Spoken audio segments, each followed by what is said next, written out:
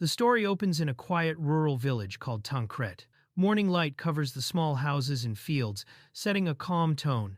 Inside one of the homes, a young boy is still asleep, barely aware of his surroundings. As he slowly wakes up, he senses something soft, warm, and heavy resting on top of him. Still half asleep, he notices a strange tickling feeling and starts to stir. When he finally becomes aware of the situation, confusion sets in as he realizes someone else is lying on him, bringing an unexpected and awkward start to the day. The girl leans in close while the boy is still half asleep, clearly amused by his slow reaction. As he suddenly wakes up and realizes how close she is, he panics and pulls back in shock, tumbling on the bed. Now fully awake, he recognizes her as his childhood friend, who sits calmly nearby with a playful smile. While he's still embarrassed and on edge, she acts relaxed and familiar, treating the morning intrusion as perfectly normal and even a little amusing. The boy is now fully awake as the two talk inside the quiet room. He learns that the girl came early because she found fresh honey at his house and wanted to share it. The idea immediately alarms him, knowing how valuable it is. She doesn't seem worried at all. With a calm smile and playful confidence, she brushes off his concern and insists it's fine, clearly enjoying how easily she can fluster him. The story shifts to a small rural village in a quiet country. The boy introduces himself as Alexander, living a simple life in this peaceful place. By his side is Claire, his childhood friend. She is the one who often pulls him into small pranks and mischief, and the two are shown growing up together, sharing an easy bond shaped by familiarity and long years spent side by side. Claire lives at the village bakery, and both families have long known how close she and Alexander are. Because of that, it's normal for them to come and go between each other's homes. They stop by the bakery, are warmly welcomed, and share fresh food together. The simple meal leaves them satisfied, showing how natural and comfortable their everyday life together is. Alexander and Claire eagerly enjoy the honey, clearly impressed by its rich taste. Their excitement draws attention from a large man who steps in and quickly understands what they are doing. The man, Cedric, towers over them with a heavy presence. Realizing they've been caught, the two freeze in embarrassment, their carefree moment instantly turning awkward under his watchful gaze. The two try to run away but are quickly punished, as the adult's scolding and painful blows stop them instantly. Alexander reflects that this outcome is familiar, having been scolded like this many times before. Afterward, the mood settles. While walking together, the earlier excitement fades into casual chatter, with Alexander sharing random village rumors and Claire listening with interest, as if nothing serious had happened. Alexander gets caught up in the idea precisely because it sounds like a bad idea. His curiosity wins, and he decides to go along with it. The adults notice how close he and Claire are, and casually warn them to be careful as they head out together. Ignoring the signs of trouble, the two leave the village, already setting the stage for another small incident waiting to happen. The villagers see the two off with warm smiles, telling them to return safely. Alexander reflects on how peaceful and close-knit life in the village is, something he truly enjoys. As he and Claire run ahead together, their quiet day feels lively and full of small excitement. Just as they move farther away, someone suddenly calls out to them, cutting through the calm moment. Alexander and Claire wave goodbye and head off together, full of energy. As they run, Alexander thinks about how much he enjoys these simple moments. From that point on, he decides he wants to spend his days having fun with Claire, valuing the time they share in their peaceful village. As evening falls, the village grows quiet sooner than usual, hinting that winter is approaching. Alexander heads home alone, noticing how quickly night has arrived. Suddenly, shouting breaks the calm. He turns toward the noise just as someone rushes into view, and the peaceful mood is replaced by confusion and a sense of danger creeping in. The shouting turns violent in an instant. Something is struck down nearby, hitting the ground with a sickening force. Alexander freezes as he realizes someone has been attacked. Laughter echoes in the distance, and fear rushes in as he understands he's no longer alone, and real danger is right in front of him. Alexander looks through a window and realizes something is terribly wrong. Inside the building, bodies lie motionless, the room stained by violence. The sight confirms the truth in an instant. Someone has been killed. Shock overwhelms him, his breath breaks, and fear takes over as the peaceful world he knew collapses in front of his eyes. Smoke spreads through the streets as people cough and panic. Alexander struggles to breathe, confused by the chaos around him. Someone grabs him and urges him to move. As they hide together, the truth becomes clear. The attack is deliberate. The Dark Clan has arrived, and the village is under threat. The truth is revealed in a single, terrifying moment. The village is no longer facing a random attack. Monsters pour in from the darkness, led by brutal figures that leave no doubt. The Demon King's army has arrived, and the peaceful village is now a battlefield. Alexander is urgently told to run and escape while there's still a path open. He learns that monsters are already roaming part of the village and that the situation is beyond control. When he realizes the danger is spreading toward the area where his home and Claire's house are, panic takes over. Ignoring the warning, his thoughts turn only to his family and Claire, and he runs straight back toward the heart of the danger. Alexander reaches his home in panic and is met with a nightmare. His father lies motionless on the ground, badly wounded.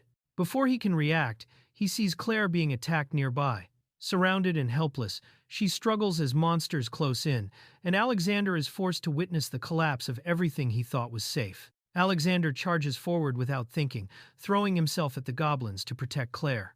Desperate and reckless, he swings wildly, driven only by fear and anger. The monsters react instantly. An arrow flies toward him, and in that moment, his rush to save her turns into a fatal mistake. The attack lands with brutal force, throwing Alexander to the ground. Pain floods his body as his vision blurs. In the chaos, his mother rushes in and shields him, taking the danger head-on. Hurt but alive, Alexander clings to her, realizing she saved him at the last second. Alexander begs his injured mother to help save Claire, pointing out where she is. Despite her condition, she gathers her strength and tries to move.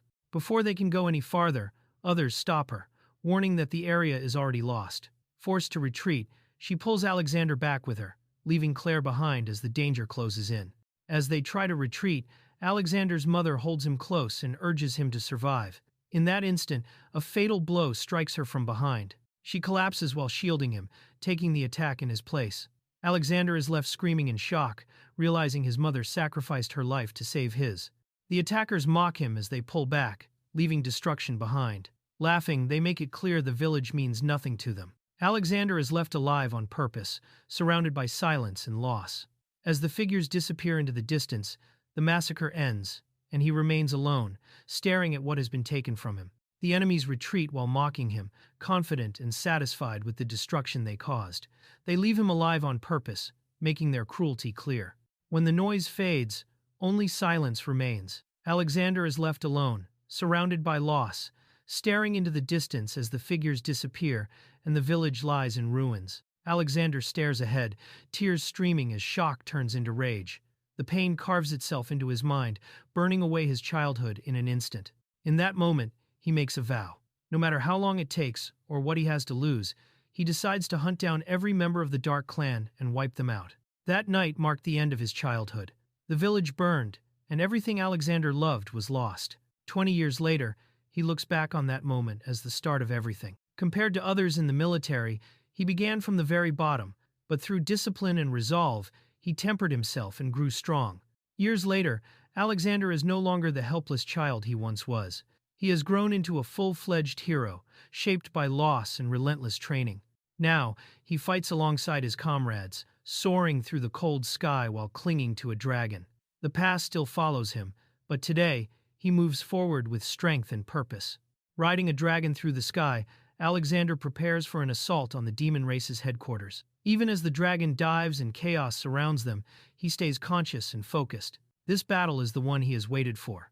As they rush toward the Demon King's domain, Alexander is fully aware that everything is about to be decided. Multiple dragons descend through the sky as the operation begins. Alexander and his unit push forward despite the chaos, forcing their way toward enemy territory. This is humanity's final strategy. To end the long war, the Alliance launches a direct assault on the Demon King's castle, betting everything on this single strike. The plan is simple and reckless. Using the white dragon that defected from the demon army, the Alliance will attack the Demon King's castle from the sky. There are no elites or chosen heroes here.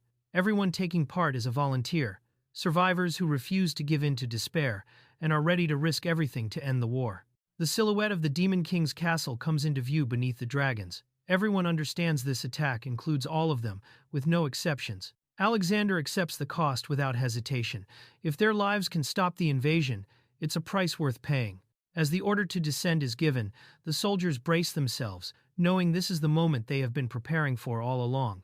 The dragons dive toward the Demon King's castle as the final assault begins. Alexander tightens his grip and focuses on the target ahead, his resolve unwavering. This is the moment everything has led to. With the enemy stronghold in sight, he commits himself fully, ready to end the Dark Clan and bring the long war to its conclusion. The assault crashes into the castle interior at full speed. Dragons tear through the halls while soldiers pour in from above, turning the fortress into chaos. Inside, resistance is heavier than expected. Undead enemies rise in large numbers, overwhelming the attackers and clogging the corridors. As guards keep coming without end, it becomes clear that this battle will be far more brutal than planned.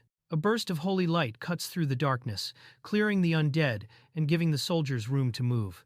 The sudden brightness turns the tide, allowing the group to push forward inside the castle. With the path briefly secured, they regroup and rush deeper, aiming straight for the throne room. Everyone knows this opening won't last long, and the real fight is still ahead. Enemy reinforcements arrive far sooner than expected, tightening the pressure inside the castle. The situation turns critical in an instant. Seeing the opening close, Alexander is ordered to push forward alone while the others hold the line. With no time to hesitate, he moves ahead, carrying the weight of the mission as the battle rages behind him.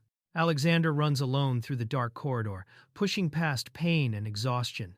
His hatred sharpens his focus as he closes in on the heart of the enemy stronghold. Then a presence stops him cold. Someone has been waiting, surprised yet amused that he made it this far, signaling that the real confrontation is about to begin. Alexander finally reaches the throne room and comes face to face with the one behind everything. The overwhelming presence leaves no doubt about his identity. Seated calmly on the throne, the Demon King watches him with cold confidence. At last, the source of the massacre and Alexander's long hatred stands right in front of him. Alexander and his allies launch a direct assault on the Demon King's castle, flying in on dragons. The fortress stands tall and intimidating, surrounded by chaos as the heroes charge in with determination. Alexander grips the rope, his resolve clear as he leads the attack. He shouts out the order to destroy the Dark Clan, and the group moves in to bring the battle to an end. The hero and the Demon King face each other and charge forward, their weapons clashing in the center of the hall. The battle begins with fast and powerful attacks, shattering the ground around them. The hero launches a powerful attack against the Demon King, forcing him on the defensive. The fight is intense, with both exchanging blows and dodging each other's moves. The hero prepares for his next strike, while the Demon King stays alert, ready for the hero's next move. Gilbagius, once a hero, sets his new goal, to kill the Demon King. Gilbagius, now a child of the Demon King, reflects on his previous life as a hero. He investigates the castle, aiming to gather information and find a way to contact the Pan-Human Alliance, but realizes his current situation makes it hard. He wonders about his next move, knowing the war has continued without resolution since his death, and now faces the uncertainty of what to do next. Gilbagius, now 2 years old, has the body of a 5-year-old human thanks to his demon heritage. He reflects on his earlier struggles and embarrassment as a baby, but now that he can walk and act on his own, his focus is clear. He wants to gather information about the Demon King's castle and ultimately find a way to defeat the Demon King, hiding his true identity as a former hero. Gilbagius, now in the body of a young demon prince, wants to investigate the castle for any useful information. Despite being watched closely, he's determined to find a way to kill the Demon King. He knows he has about 13 years left to grow, which gives him time to plan and gain strength. For now, he tries to learn as much as he can, waiting for a chance to make his move. Sophia, who's actually part of the devil race, is in charge of the main character's education. She's incredibly smart, basically a walking dictionary, and holds the title of head of education. In this world, the Demon King's mother made a contract with the Devil of Knowledge, allowing their family to gain knowledge and climb the ranks. To become Demon King, it's not enough to be strong. You also have to be intelligent, which is why Sophia is pushing the main character to study, even though he hates it.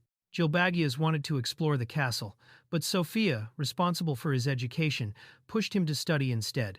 Sophia, part of the devil race and extremely knowledgeable, is in charge of his learning because the Demon King's heir must be strong and intelligent. Gilbagius, however, was more interested in sneaking around and investigating the castle than reading and studying, which frustrated Sophia. The staff reported his lack of focus on studies, causing even more pressure on him. Gilbagius, eager to avoid studying, tries to escape Sophia's lessons, but she's quickly caught and dragged back. Sophia, dedicated to her role as head of education, reports to the higher-ups that Gilbagius isn't focusing on studies. As a result, Gilbagius is put in the seat of reflection, a punishment chair, while the staff looks on. He sits there, uncomfortable, reflecting on his situation and feeling the sting of discipline. Gilbagius is forced to focus on his studies, guided by Sophia, who is actually part of the devil race and holds the position of head of education. She was appointed due to her intelligence, gained through a contract between Gilbagius's mother and a devil of knowledge. As the head of education, Sophia pressures Gilbagius to be not only strong, but smart enough to be the Demon King.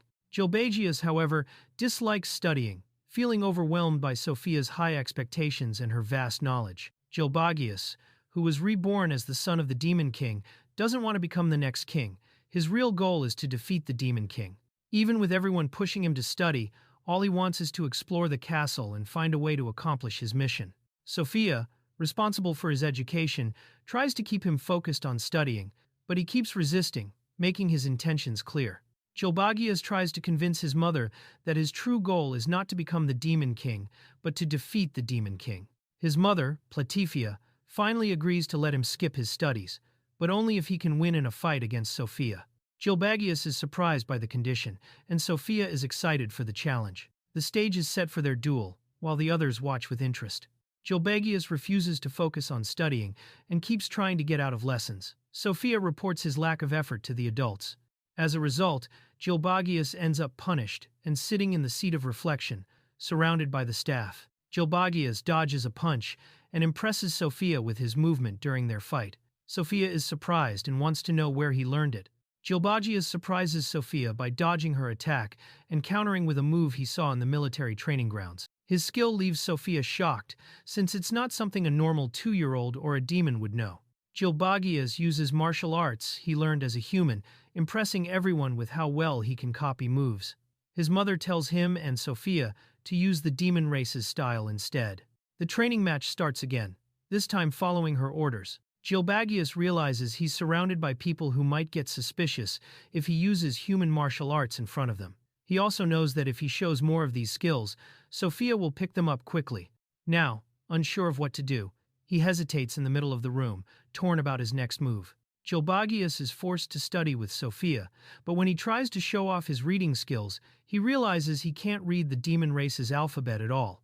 Gilbagius is overwhelmed as Sophia starts explaining the demon alphabet in detail. The lesson drags him back into memories of strict training from his past life as a human hero. Frustration builds, and deep inside he's reminded once again of his lingering resentment toward demons, a feeling he still can't let go of. He remembers the night the demon army destroyed his village. His mother, already dying from the poison of night elf arrows, carried him to safety and left him at a church before her body finally failed. In the end, he learned he was the only survivor of that attack. At her grave, he swore to wipe out the Demon King's forces.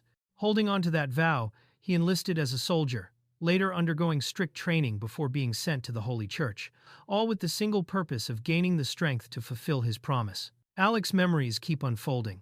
He recalls how, after years of harsh training, he finally earned the holy element required of adult warriors. His days were a constant cycle of discipline and preparation, all driven by the single goal of one day defeating the demon army. But in the middle of that routine, devastating news arrived. His homeland had been destroyed. The life he had known already shaped by loss collapsed once again, pushing him further down the path that would eventually lead to his death and his rebirth as the Demon King's son. The former hero pushed himself through harsh daily training, clinging to the hope of reclaiming everything he'd lost. But while he focused on strengthening his body, his homeland's final stronghold fell to the Demon King's army. With his country gone and the graves of his loved ones left behind, only regret and anger drove him forward. Haunted by failure, he swore to never miss another chance. He forced his body to move faster and hit harder, chasing the strength needed to one day take back the land where his family rested and finally strike down the Demon King. He woke abruptly, panic hitting him when he found his hands slick with blood. His pillow was stained too, and he felt it running from his head. Before he could process anything, Sophia arrived cheerfully at his door, unaware of the sudden mess he'd woken into. The boy jolts awake, startled by the warmth on his hand. Realizing it's blood, he checks his pillow and finds it completely soaked. Before he can gather himself, Sophia enters cheerfully, unaware of the scene. Moments later, a surge of power bursts from his forehead, tearing through the room. The explosion of energy stuns both of them, and Sophia stares wide-eyed, realizing she has just witnessed something extraordinary. Gilbagius jolts awake to a sharp pain, realizing his pillow and hands are smeared with blood from a sudden wound on his head. Before he can process it, a surge of unfamiliar power bursts from him, cracking the floorboards with a violent release of energy. Sophia, witnessing the explosion, stares wide-eyed, stunned by what just happened and by the strange force he unintentionally displayed. Upon waking, the boy found his hand and pillow soaked in blood. As he rushed up in panic, a surge of power burst from his head, splitting the air and shaking the room. Sophia, stunned by the sight, realized he had triggered something far beyond normal magic. A sharp glow formed at his forehead as small horns finally emerged. The strange reaction confirmed it. He had awakened the traits of a true demon. His long-delayed horns had appeared at last, marking the end of his hornless state and signaling a new stage in his life. 3 years ago, a young demon named Gilbagius made history by growing horns at the age of 5, a feat that amazed even high-ranking demons. His potential was praised as exceptional, setting him apart early on. Now older, he sits in quiet reflection, carrying the pressure of those high expectations and determined to become a proper demon worthy of that early recognition. 3 years after his remarkable achievement, Gilbagius now sits deep in thought. He remembers the day he grew horns at age 5, something no other demon had done before. Once hailed as a prodigy, he now feels the pressure to live up to those expectations. With determination in his eyes, he resolves to become a proper demon, someone who wouldn't bring shame to that legacy. 5 years have passed since Gilbagius was reborn as the Demon King's son, yet he hasn't even caught a glimpse of his supposed target. Despite being surrounded by others who claim to be heroes, the gap between him and his original goal, defeating the Demon King, feels massive. Sitting on the couch, he watches someone else dramatically declare their human identity and secretly wishes he could act that carefree too. Gilbagius continues to feel stuck, unable to gather useful information or make real progress. Though his body belongs to the demon race, his soul hasn't moved forward. Despite the praise he receives from others, he feels disconnected. The only noticeable change since growing his horns is his ability to sense the mana of those around him. Living each day in this state, that small ability is the only sign of progress he's had. Gilbagius evaluates those around him. He's grown used to a small imp who serves as a reliable messenger, basically a compact demon. Then there's a beastman companion, strong in body but with unstable mana that would likely vanish if used. While physically capable, she lacks the magical presence. As he observes, he classifies these humanoids as typical of this world, each with their own limits. Gilbagius receives formal praise, but his attention shifts to evaluating others once again. He considers the night elves, noting that their mana presence feels weak, comparable to an imp's. Despite appearances, they don't stand out in power, and he quietly affirms that this was expected. Night elves originally descended from elves who worshipped spirits and deeply loved the forest. They were known for their high mana capacity. However, unlike other elves, they rejected the natural doctrine and stood in direct opposition to it. This clash sparked a brutal war, and in the end, the elves drove the night elves out of the forest. Despite their origins, the two races ended up as enemies. After losing most of their mana, longevity, and the spirit's favor, the night elves turned to darker means. Desiring revenge on the forest elves and hoping to reclaim their power, they offered their blood to an evil god. Since then, they've aligned with the demon race, participating in their invasions. Though they gained favorable treatment from demons, they're still looked down upon and called hornless behind their backs, despite being part of the same dark clan. Despite the night elves' allegiance to the demon race, prejudice lingers. They're mocked for lacking horns, a symbol of magic power, and seen as weak despite sharing the same appearance and cold demeanor as other demons. Gilbagius reflects on this divide, recognizing that these differences in perception and resentment mean the night elves will never truly mesh with the Demon King's army, no matter how things appear on the surface. Sophia praises Gilbagius for growing horns at such a young age, calling it a remarkable feat. While she remains composed, Gilbagius quietly observes her mana. Unlike others, hers feels intense and dense, pulling inward like a solid mass. Though it seems calm on the surface, its presence is strong, compacted like a rock, in contrast to her composed attitude.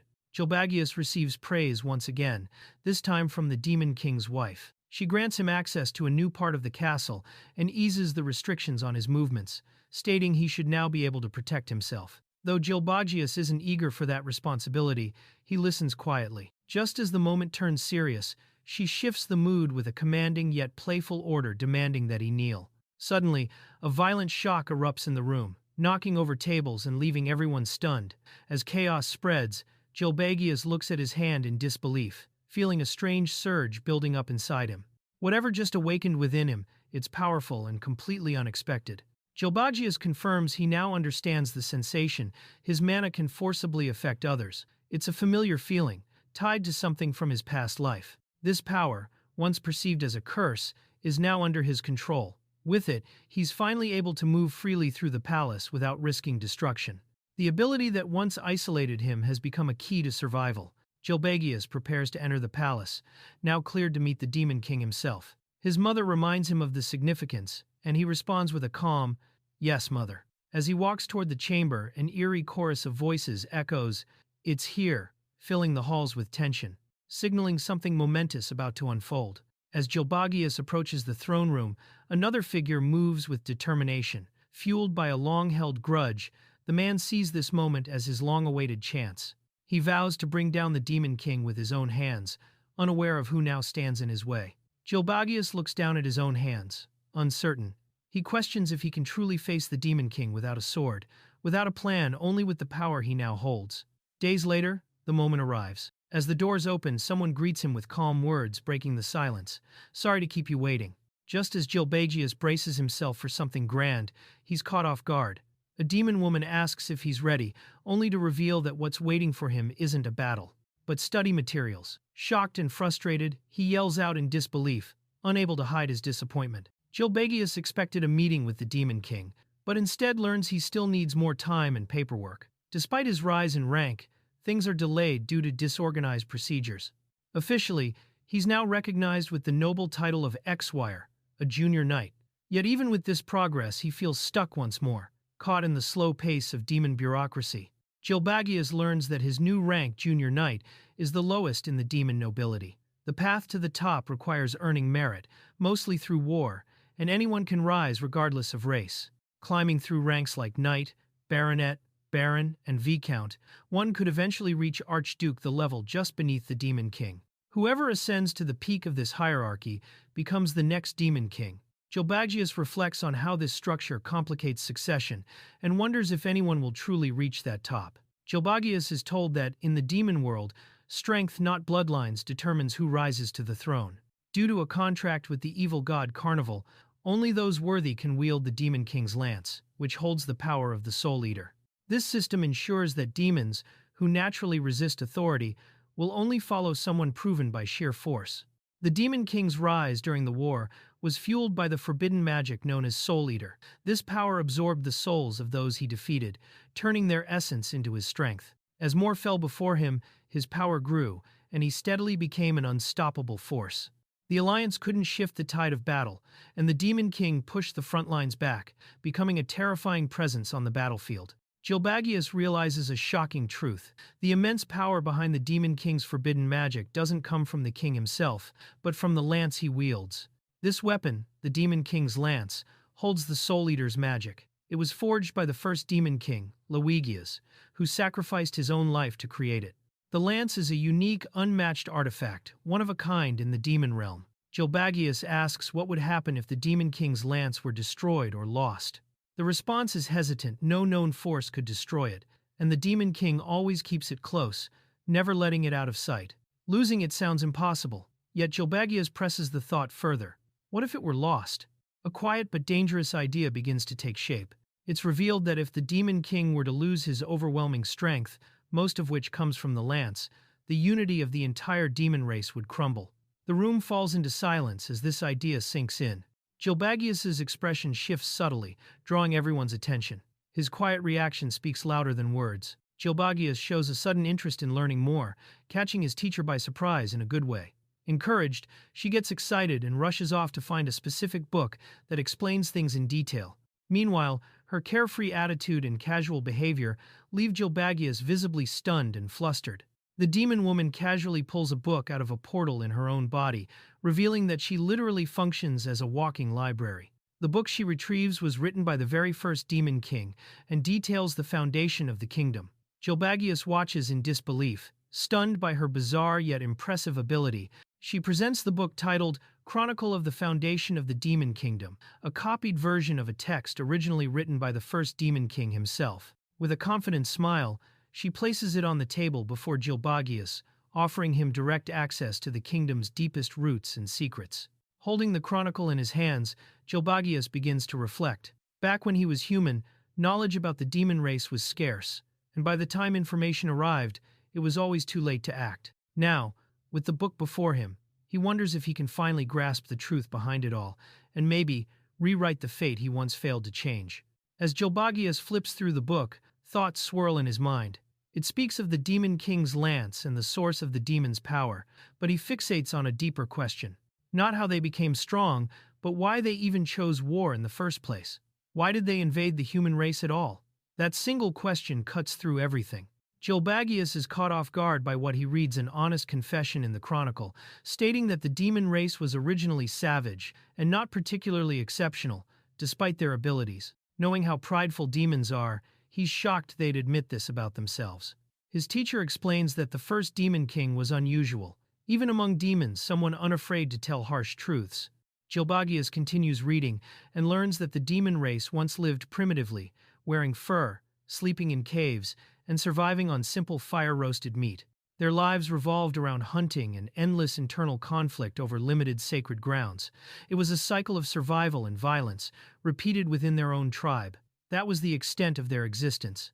The chronicle tells of a powerful man born into the demon race, destined to become the next tribe leader. He lived in a harsh land enclosed by mountains, where survival meant constant struggle. Every day, his people clashed over the same small patch of hunting ground. Despite his strength, he grew tired, deeply fed up with the endless, senseless fighting among his own kin. One day, the man began to wonder about the world beyond his home. He noticed birds flying across the mountains and became curious. Where did they come from, and where were they going? This curiosity sparked something in him, a desire to know more about the outside world. But every time he asked others in the tribe about what lay beyond the mountain, the answer was always the same. They didn't know, and they didn't care. For them, survival was the only priority. If they didn't catch anything, they wouldn't eat. So, they returned to fighting among themselves, day after day, too focused on getting through the present to wonder about the rest of the world. What began as a simple curiosity soon grew into something stronger, an urge that couldn't be ignored or explained. While everyone else remained trapped in the cycle of daily survival, the man chose a different path. Unable to let go of the questions no one could answer, he eventually left his homeland behind. With only his will and that quiet pull toward the unknown, he walked away from everything he knew, chasing the world beyond the mountains. Crossing the harsh, snow-covered mountains pushed even the strongest of the demon race to their limit. The freezing winds, the steep climbs, and the constant threat of death made every step a struggle. But the man didn't stop. After countless hardships and close calls, he finally reached the summit. And there, beyond the endless white, he saw it, a vast stretch of green land, wide and untouched, glowing under the light of dawn. It was the world he had never known, and now it was right in front of him. From the peak, he saw an enormous civilization sprawled across the land, unlike anything his tribe had ever imagined. Built by the natives, it was a world of structures, order, and life far beyond the primal existence he knew. As he descended and got closer, he met people of all kinds. Some welcomed him, others treated him with suspicion or outright hostility. But this encounter marked the beginning of something entirely new. He learned how to write, embrace the culture, and blended into the new world. Seeing a dwarf blacksmith at work left him speechless. It was unlike anything in his homeland. On the road, he met an unusual elf who didn't quite fit the mold. They decided to travel together. Night after night, around the campfire, with his view of the world now changed, a thought came back to him, something important he had once forgotten. While soaking in the bath, the man was hit with a realization. Compared to the vast world he'd seen nations built, cultures thriving, his tribe had been stuck in a cycle of endless struggle. They fought endlessly over scraps of land, clinging to it like it was sacred, all while failing to build anything lasting. Looking back, he couldn't help but think how uncivilized they truly were. The man realized that as long as the demon race remained ignorant of the world beyond the mountains, they would keep fighting like savages. Determined to change their fate, he made a vow they had to abandon their barbaric ways. With that resolve, he set his sights on claiming the light of civilization and the fertile lands beyond. He knew that uniting the demon race wasn't something one demon could achieve alone. Since they wouldn't be swayed by logic or reason, he believed only overwhelming strength could bring them together. With that goal, he continued traveling, reaching a desolate frontier where his path began to shift. At the edge of the frontier, the man came across a massive portal, an ancient door linking their world to the realm of devils. Beyond it lay the domain where the devils lived. Upon entering the devil world, the man was met with brutal hostility. An intense, endless battle followed, soaked in blood and chaos. From this madness, a powerful devil emerged, one that found nothing more thrilling than the joy of battle. A powerful entity known as the devil god Cannibal took interest in the man. Offering a spell that could absorb the souls of his enemies and convert them into strength, the devil demanded only one thing in return: to be entertained by the man's ruthless path. After sealing the contract with the devil god, the man emerged from the dark portal. Now empowered, he tore through everything in his path, heading back to his homeland with unstoppable force. The man rampaged across the world, burning the elves' forest, conquering the goblins and ogres, destroying the human kingdom, annexing the beastmen's territory, and even bringing down dragons. Every ounce of power he gained was partially offered back to the devil god through the dark portal. After conquering all that stood in his way and spreading his message of unity, the demon who once sought power above all finally ascended the throne, becoming king of the demon race. Now as king, he called upon the other demon lords to unite their people. He urged them to learn from their enemies, to sharpen themselves through battle, and to never underestimate the strength of even the weakest races. For unity to last, he declared they must focus their fury outward toward conquest. Without war, the demon race would crumble once more. He read the words left behind, warnings etched in an old script. The demons, without conflict, would turn on each other. If not given a purpose, they'd slip back into chaos. Realizing this, the king understood. To keep his people united, they needed enemies. The truth behind the destruction is finally revealed to a lone survivor. With everything taken from him, his home, his people, his family, he snaps. Rage floods his voice as he realizes the massacre was nothing but a tactic to unite demons. Grief turns to fury, and now, vengeance drives him.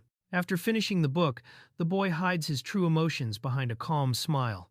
While the girl praises it as a masterpiece that shook her soul, he simply calls it informative. In reality, that book didn't just inform him, it revealed the root of his hatred. Now he understands everything, and knows exactly what must be done. Even with rage boiling inside him, he managed to stay calm and read the book. What he discovered changed everything. He realized that humanity wouldn't fall, at least not yet. That gave him time. Time to grow, to prepare, and to make sure when the moment came, he would be ready. Over the years, the invasion began to lose momentum, but the Demon King's army kept creeping forward. Their calculated pace unsettled the alliance, forcing endless strategy meetings. Yet, recent intel revealed the demons had made little progress in the last 5 years. That stall wasn't hesitation, it was a setup. If they crushed all outside threats, internal tensions would explode. The moment the invasion ends, a civil war is inevitable. The demon army would collapse from within. The second reason becomes clear. The Dark Portal, a gateway responsible for spawning vast numbers of devils, serves as the core power source behind the Demon King's army. Its existence ensures a constant reinforcement of forces. One of those very devils, now standing innocently nearby, casually confirms she emerged from it herself. The devil explains that the Dark Portal doesn't clearly connect to this world from the devil side. Devils can't cross over on their own, and need demons as anchors to enter. Hearing this, Jilbajias finally reaches a conclusion. At that moment, he decides what he must do next. He thinks fast and lays out a clear plan. The Dark Portal has to be destroyed, and the fragile unity of the demon race must be split apart by force. By striking at the core and driving a decisive blow, he believes the Pan-Human Alliance can finally turn the war in their favor. The protagonist, after recognizing the overwhelming threats posed by the Demon King's army and the dimensional hole, becomes determined to act. He believes that by destroying the Dark Portal and destabilizing the already fragile unity of the demon race, the Pan-Human Alliance might stand a chance. Despite the uncertainty of how to deal with the dimensional hole, he places his faith in the miracle he received. As his resolve strengthens, he prepares to confront the first Demon King, fully aware of the risks ahead. the protagonist declares a merciless plan to completely crush the demon race and the Dark Clan. His aim is to strip them of hope, drag them back into a primitive savage existence, and dismantle everything they've built. Sitting atop a throne as chaos spreads, he vows to degrade and annihilate the kingdom itself. And once everything lies in ruin, he casually considers writing an autobiography about it. As the festival erupts in joy, people celebrate the upcoming moment when Lord Gilbagius is set to enter the Devil World. Excitement fills the streets, papers fly, and laughter echoes through the air. Amid the festive chaos, the protagonist thinks ahead, already imagining the title of his future autobiography, The Chronicle of the Demon Kingdom Destroyer. While reflecting by the window, Gilbagius is praised by his teacher, who's clearly impressed by his rapid growth. With his horns fully formed and strong magic already flowing, he's seen as a prodigy. They compare him to the first prince, who made his first pact with a devil at age 8. If Gilbagius manages to do the same at just 5, he'll break that record by far, a feat that's already generating tension among observers. Rivalry with the first prince is heating up, and others are starting to take sides. As Gilbagius prepares for his contract, his teacher wonders what kind of devil he'll align with, excited by the prospect. Observers are aware of the irony, a former hero now walking the path of making a deal with a devil. Still, the protagonist remains focused. For him, the goal is clear: to destroy the Demon King and his kingdom. No matter the cost, even if it means striking a deal with a devil, he's ready to gain the power he needs. Gilbagius is caught off guard when he's suddenly ordered to go to the Devil World. Before he's even allowed to step into the palace, he's told to find a devil that matches him. The decision was made swiftly just a day later, leaving him surprised and unprepared for the task ahead. In a distant palace within the Devil World, a devil lies around aimlessly, overwhelmed by boredom and the emptiness of too much freedom. The place is vast, quiet, and untouched, filled with silence and inactivity. This devil, despite having power and space, longs for purpose, or at least something interesting to break the monotony. The bored devil from earlier now lies in deep thought, surrounded by floating crystals and slumped on a large cushion. Her expression shows a mix of frustration and fatigue. As the monotony drags on, she starts to feel the weight of her idleness. At this rate, she fears she might lose herself to the emptiness. In this world, the demons of the Dark Clan are led by the Demon King, constantly launching invasions. In response, a massive anti-demon alliance was formed, uniting races and nations under one cause. Among them was Alexander, once just an ordinary villager. After his village was destroyed and loved ones killed by the Demon King's army, he rose as the hero of the Pan-Human Alliance. Driven by vengeance, he challenged the Demon King and ended up dying a brutal death. Despite dying a tragic death, Alexander's soul somehow returns to the world, reborn in a new body. But fate takes a twisted turn. He's now the 7th prince of the very enemy he once fought, the Demon King. As Gilbagius, he holds onto his past as a human hero. Rather than surrendering to the role of a demon prince, he sets his sights on a different goal: to drag the Dark Clan into ruin and annihilate the Demon Kingdom from within. His war continues, just from the inside. On the balcony of the Demon King's castle, one of the demons stretches casually while commenting on the clear weather and their early arrival. The scene feels calm, but the location and context hint that something important is about to happen soon. A few days after receiving his orders, Gilbagius stands on the Demon King Castle's balcony, preparing to depart on his journey to form a contract with the devil. Though he finds it strange that they're calling it early when the sun is already setting, he realizes that time perception differs between humans and demons. For them, mid-afternoon feels like early morning. Regardless, the weather is perfect for flying, and his mission is about to begin. 5 years have passed since Gilbagius was reborn as a demon, and though the early days were tough, he's gotten used to the lifestyle mostly. Some things still baffle him, like being served wake-up dinner, despite it being night. Now, for the first time since his reincarnation, he's leaving the Demon King's castle. As his ride arrives with the sound of flapping wings, he braces himself for the journey to the Devil's Nest, shouting in a mix of excitement and nerves. Gilbagius spots a flying creature approaching and wonders if it's a white dragon, but quickly notes the color is wrong. This one has red copper scales. It's not a dragon, but a wyvern. The massive beast lands with a thundering flap as Gilbagius and his escort prepare for departure. With the ride ready, he's given the signal to board, marking the real beginning of his journey. As Gilbagius approaches the wyvern, he's shocked to see it resting its head on the ground. Surprising behavior for what he just learned is part of the proud dragon race, known for their arrogance among demons. Despite their pride, they're willing to serve as mounts, a fact that makes him wonder if the rumors about them were actually true. This realization marks a shift in his understanding of demon society, but also hints that things might not be as they seem. Beneath the Demon King's castle lies a dark truth, a hidden hatchery for dragon eggs. After their defeat by the first Demon King, the proud dragon race swore loyalty to the demons. But that wasn't enough. The demon race seized control of the dragon hatcheries, effectively turning the unborn into bargaining chips. These eggs aren't just future dragons, they're hostages, ensuring the dragon race stays obedient. The mountain range once belonged to the proud dragon race, but after their defeat, the demons seized control, taking both territory and their hatcheries. The dragons weren't loyal by choice. They were forced to submit. Gilbagius notices a hint of frustration in the wyvern's expression, realizing it's not obedience, but powerlessness. He begins to think if the dragons are being controlled through their eggs, then perhaps a similar method could be used to secure leverage elsewhere. It's a quiet revelation with dangerous potential. As Gilbagius prepares for departure, he casually notes the situation and considers potential strategic insights. Platifia comments on the inconvenience of being out during daylight, showing her discomfort. Then, Lazuriel makes a surprise appearance. While Platifia assumes she's come to see her off, Lazuriel makes it clear she's not there for Platifia. Tension sparks immediately between the two, hinting at deeper rivalry or unresolved issues. Lazuriel calmly steps forward, saying she came to greet the son. Platifia is proud of Gilbagius, but her words carry a sharp edge, hinting this might be the last chance to do so. Gilbagius instantly senses her magical pressure, sharp and deliberate. He suspects she's not just here to chat. Her tone, stance, and aura suggest a test, maybe even a provocation. Recognizing her equal footing with Platifia, he deduces she's likely another consort and mother to a different prince. He knows one wrong move could shift the whole situation.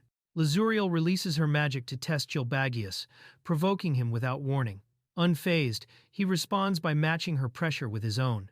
The tension briefly spikes before she withdraws her magic with a dismissive flip of her fan, calling him an unlovely child. Gilbagius, steady and composed, watches as the energy fades, proving he won't be pushed around easily. Platifia brushes off concerns about sending Gilbagius to the devil world at such a young age, saying it's fine because he's her son. Lazuriel, watching closely, points out the double standard. Had it been another consort's child, the act would be considered cruel. Her sharp comment cuts deeper, hinting at the rivalry and layered tension between the royal mothers. Gilbagius silently observes the exchange, noting the political undercurrent behind their words. Before Gilbagius departs, Lazuriel leans in close and delivers a chilling farewell, wishing him luck in making it back alive. Her words aren't concern, they're a veiled threat. Confused, he asks who she is. Platifia calmly explains. Lazuriel is the mother of the first prince, Iogius. The implications are clear. Gilbagius just became a target in the eyes of a powerful rival faction within the demon royal family. Platifia reflects on Lazuriel's behavior, labeling her as someone obsessed with being the best, unable to feel satisfied otherwise. She believes Lazuriel tried to shake Gilbagius before his departure, likely to disrupt his composure. But Platifia warns that entering the devil world with fear or doubt is dangerous there. Matter is unstable, and emotions shape reality. She calls Lazuriel's thinking shallow, dismissing her rival's tactics as ultimately ineffective. Gilbagius silently listens, taking in both the tension and the deeper warning. Platifia reassures Gilbagius, angered that Lazuriel would compare him to others she sees as weak. She insists his rival's behavior came from fear, not strength, and reminds Gilbagius that he is different, strong, and capable. Her words aren't just encouragement, they're a declaration.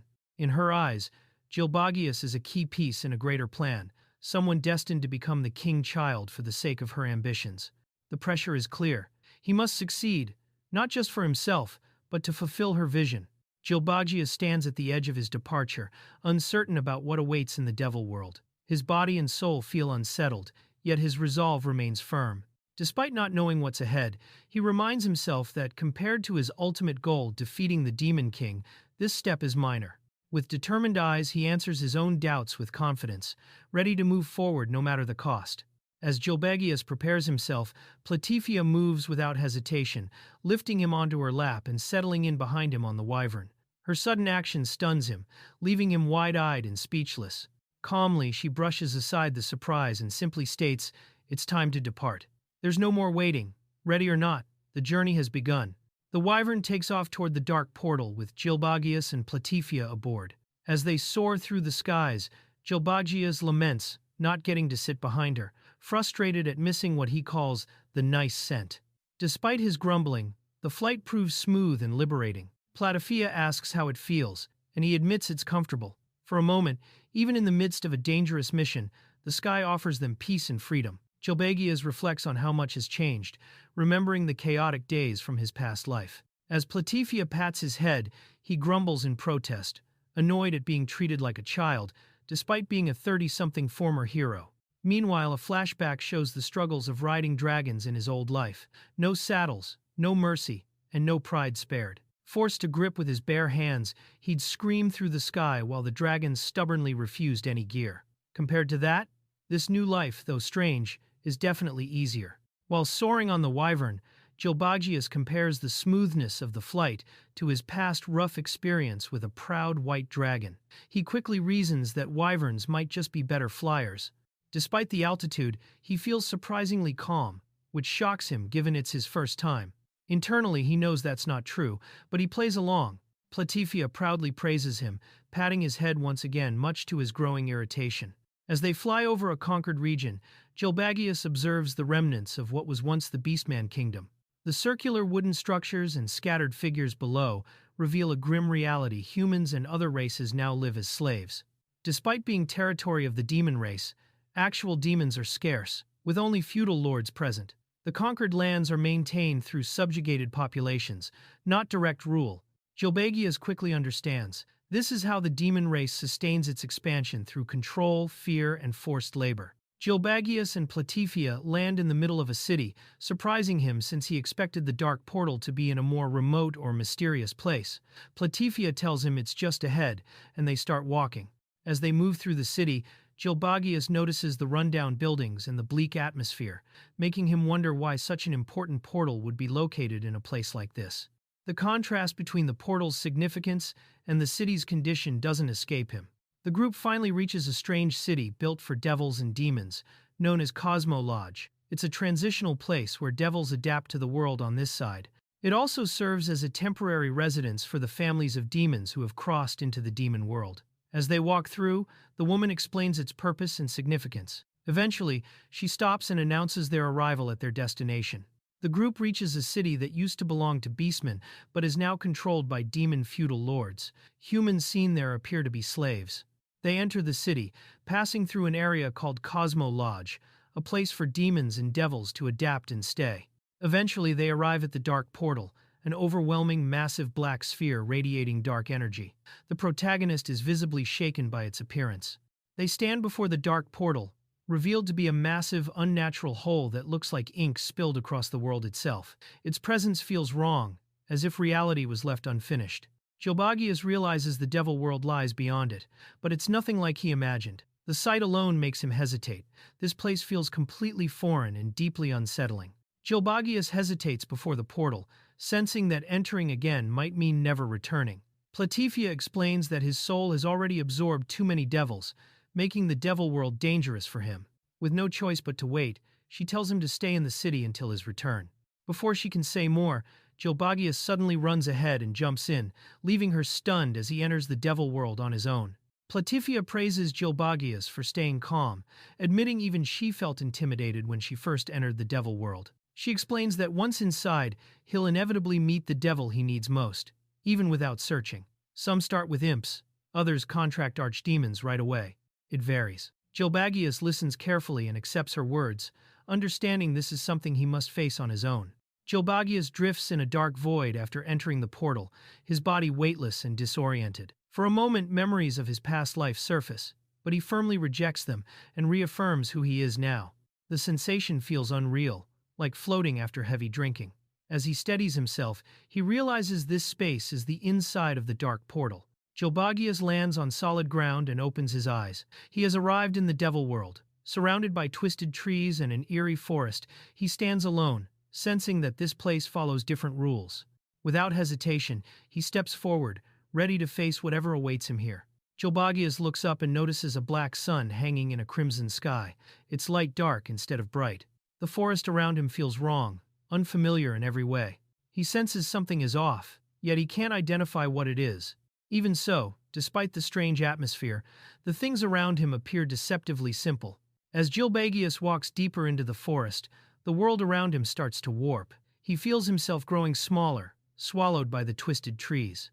Anxiety quietly creeps in, pressing down on him as the space tightens, and the devil world reacts to his state of mind. As the forest closes in, Jilbagius suddenly senses someone behind him. A strange figure appears without warning, dressed in a tailcoat and holding a cane. Caught off guard, Jilbagius turns to face him, confused by how silently the man approached. This unexpected encounter marks his first meeting in the devil world. The strange man politely introduces himself as Odigos, a devil who serves as a guide. Jilbagius gives his name in return, identifying himself as a demon prince. Despite the formal exchange, Jilbagius is briefly thrown off by Odigos' unusual appearance. Realizing this encounter won't be ordinary, Jilbagius steadies himself and forces his focus. He wonders if this guide might be the devil he truly needs, but can't read anything from his magic. No shape, no strength, nothing useful. Realizing observation won't help, he switches tactics, deciding to rely on sound and awareness to move through the darkness instead. Jilbagius uses sound to read his surroundings, but the echo slams back at him from every direction, overwhelming his senses. The devil world twists his perception, making the feedback far stronger than expected. Even so, he can still feel the trees and the ground around him, though the guide's magic remains impossible to grasp. Watching from nearby, Odigos calmly takes interest, realizing this visitor is anything but ordinary. Odigos steps forward and calmly takes control of the situation. He tells Jilbagius that who he is doesn't matter here, as guiding visitors is his role. With a simple gesture, he reveals the correct path, signaling that it's time to move forward. Odigos suddenly drops the playful act, knocking his copies aside and stepping forward. He politely dusts himself off, then gestures toward a path hidden in the forest. Jilbagius watches, confused but alert, as Odigos clearly indicates the direction they should go next. Odigos confirms the direction and sends Jilbagius west, beyond the dark horizon where the black sun rises. When asked what kind of devil awaits there, Odigos admits he doesn't know. Predicting what lies ahead is outside his authority, leaving Jilbagius to face whatever is waiting on his own. Jilbagius thanks Odigos and sets off west, accepting that he has no other leads. Odigos warns him to keep his goal in mind, noting that it could take centuries to achieve. Jilbagius doesn't argue he's already prepared to walk that long path on his own. Jilbagius walks on alone, already clear about his goal. He has decided to defeat the Demon King and destroy the Demon Kingdom. To achieve that, he knows he must obtain overwhelming power, no matter how long it takes. As Jilbagius moves forward, the forest suddenly shifts and warps around him. The scenery changes in response to his movement, as if the world itself is accelerating with him. He realizes the devil world reacts directly to his pace, leaving him startled by how unstable it truly is. As Jilbagius keeps moving west, the scenery changes instantly. Mountains appear, then rivers, as if the land is being rewritten step by step. He realizes the devil world unfolds according to his advance, revealing its terrain only as he pushes forward. Jilbagius reaches a massive structure standing in the west, the place where the dark sun rises. As he approaches, the gate opens on its own, as if inviting him inside. He senses that whatever awaits beyond is deliberately calling him forward. Jilbagius enters an ancient stone palace. The halls are empty, filled with decaying pillars and stone monuments that feel like gravestones. As he moves deeper inside, a faint sound draws his attention. He realizes what he's looking for is here, and heads straight toward it. Jilbagius steps into the empty hall, but the space keeps shifting and closing in on him. Repeated noises echo as if the palace is mocking his movement. Frustration snaps, and he lashes out, deciding he's had enough of being toyed with. Jilbagius pushes open a door and finally enters a stable hall. The endless looping stops, replaced by a clear throne room. At the far end, a girl rests near the seat, and she notices him at the same time. For the first time here, he realizes he isn't alone. Jilbagius observes the girl on the throne. She looks too small to be a woman, yet clearly not a child. Her presence is unsettling and captivating at the same time. As he focuses, he realizes he can't read her magic at all. Its shape and strength remain completely unclear. Gilbagius hesitates, unsure of her words. The girl looks at him with clear confusion and curiosity. She questions why a human is standing there, amused by his presence, as if he doesn't belong in this place at all. The hall fills with loud laughter echoing from the throne. The girl leans back, amused, laughing without restraint. She quickly calms herself and states that the situation is obvious, while Gilbagius watches in shock, overwhelmed by her sudden reaction. The girl gestures casually, and a mirror-like image appears before him. With a single motion, it reveals his reflection. Gilbagius freezes as he realizes the figure staring back is his true self. The man panics and demands to know who she is as he stumbles back. The door behind him suddenly vanishes, cutting off his escape. Seeing this, the girl reacts calmly, amused by his shock and the situation turning against him. She blocks his escape with ease and mocks his silence, pressing him down to force a response. Cornered, he finally speaks, introducing himself as Alexander, the hero of the human race, while she calmly reminds him that silence is forbidden here. He suddenly loses control of his own words and starts revealing the truth against his will. His past spills out. Once the prince of the demon race, defeated by the demon king, then reborn. Shocked, he tries to stop himself, while she realizes she is facing a reincarnator, seeing his former self for the first time. They mockingly examine him and realize the curse failed to fully consume his soul. His survival and rebirth surprise them, forcing them to acknowledge the resilience of humans. With their curiosity piqued, the mood shifts from ridicule to interest, and they calmly ask why he came here and what his true purpose is. He struggles against the chains as his past comes out. Reborn after defeat, he entered the devil world seeking strength to overthrow the demon king. His resolve is clear, and the demons quickly grasp his intent. He is planning open rebellion. For 5 years, he endured constant suffering. He lived among enemies who destroyed his homeland and belonged to the race that killed his mother. By hiding the truth and enduring in silence, he believes he has kept a chance to win. He senses another presence and realizes being exposed here would be dangerous. A devil reveals herself, approaching calmly. She finally gives her name, Antendixis. A powerful presence reveals itself. The devil before him is no ordinary being, but the god of taboo, calmly observing from her throne.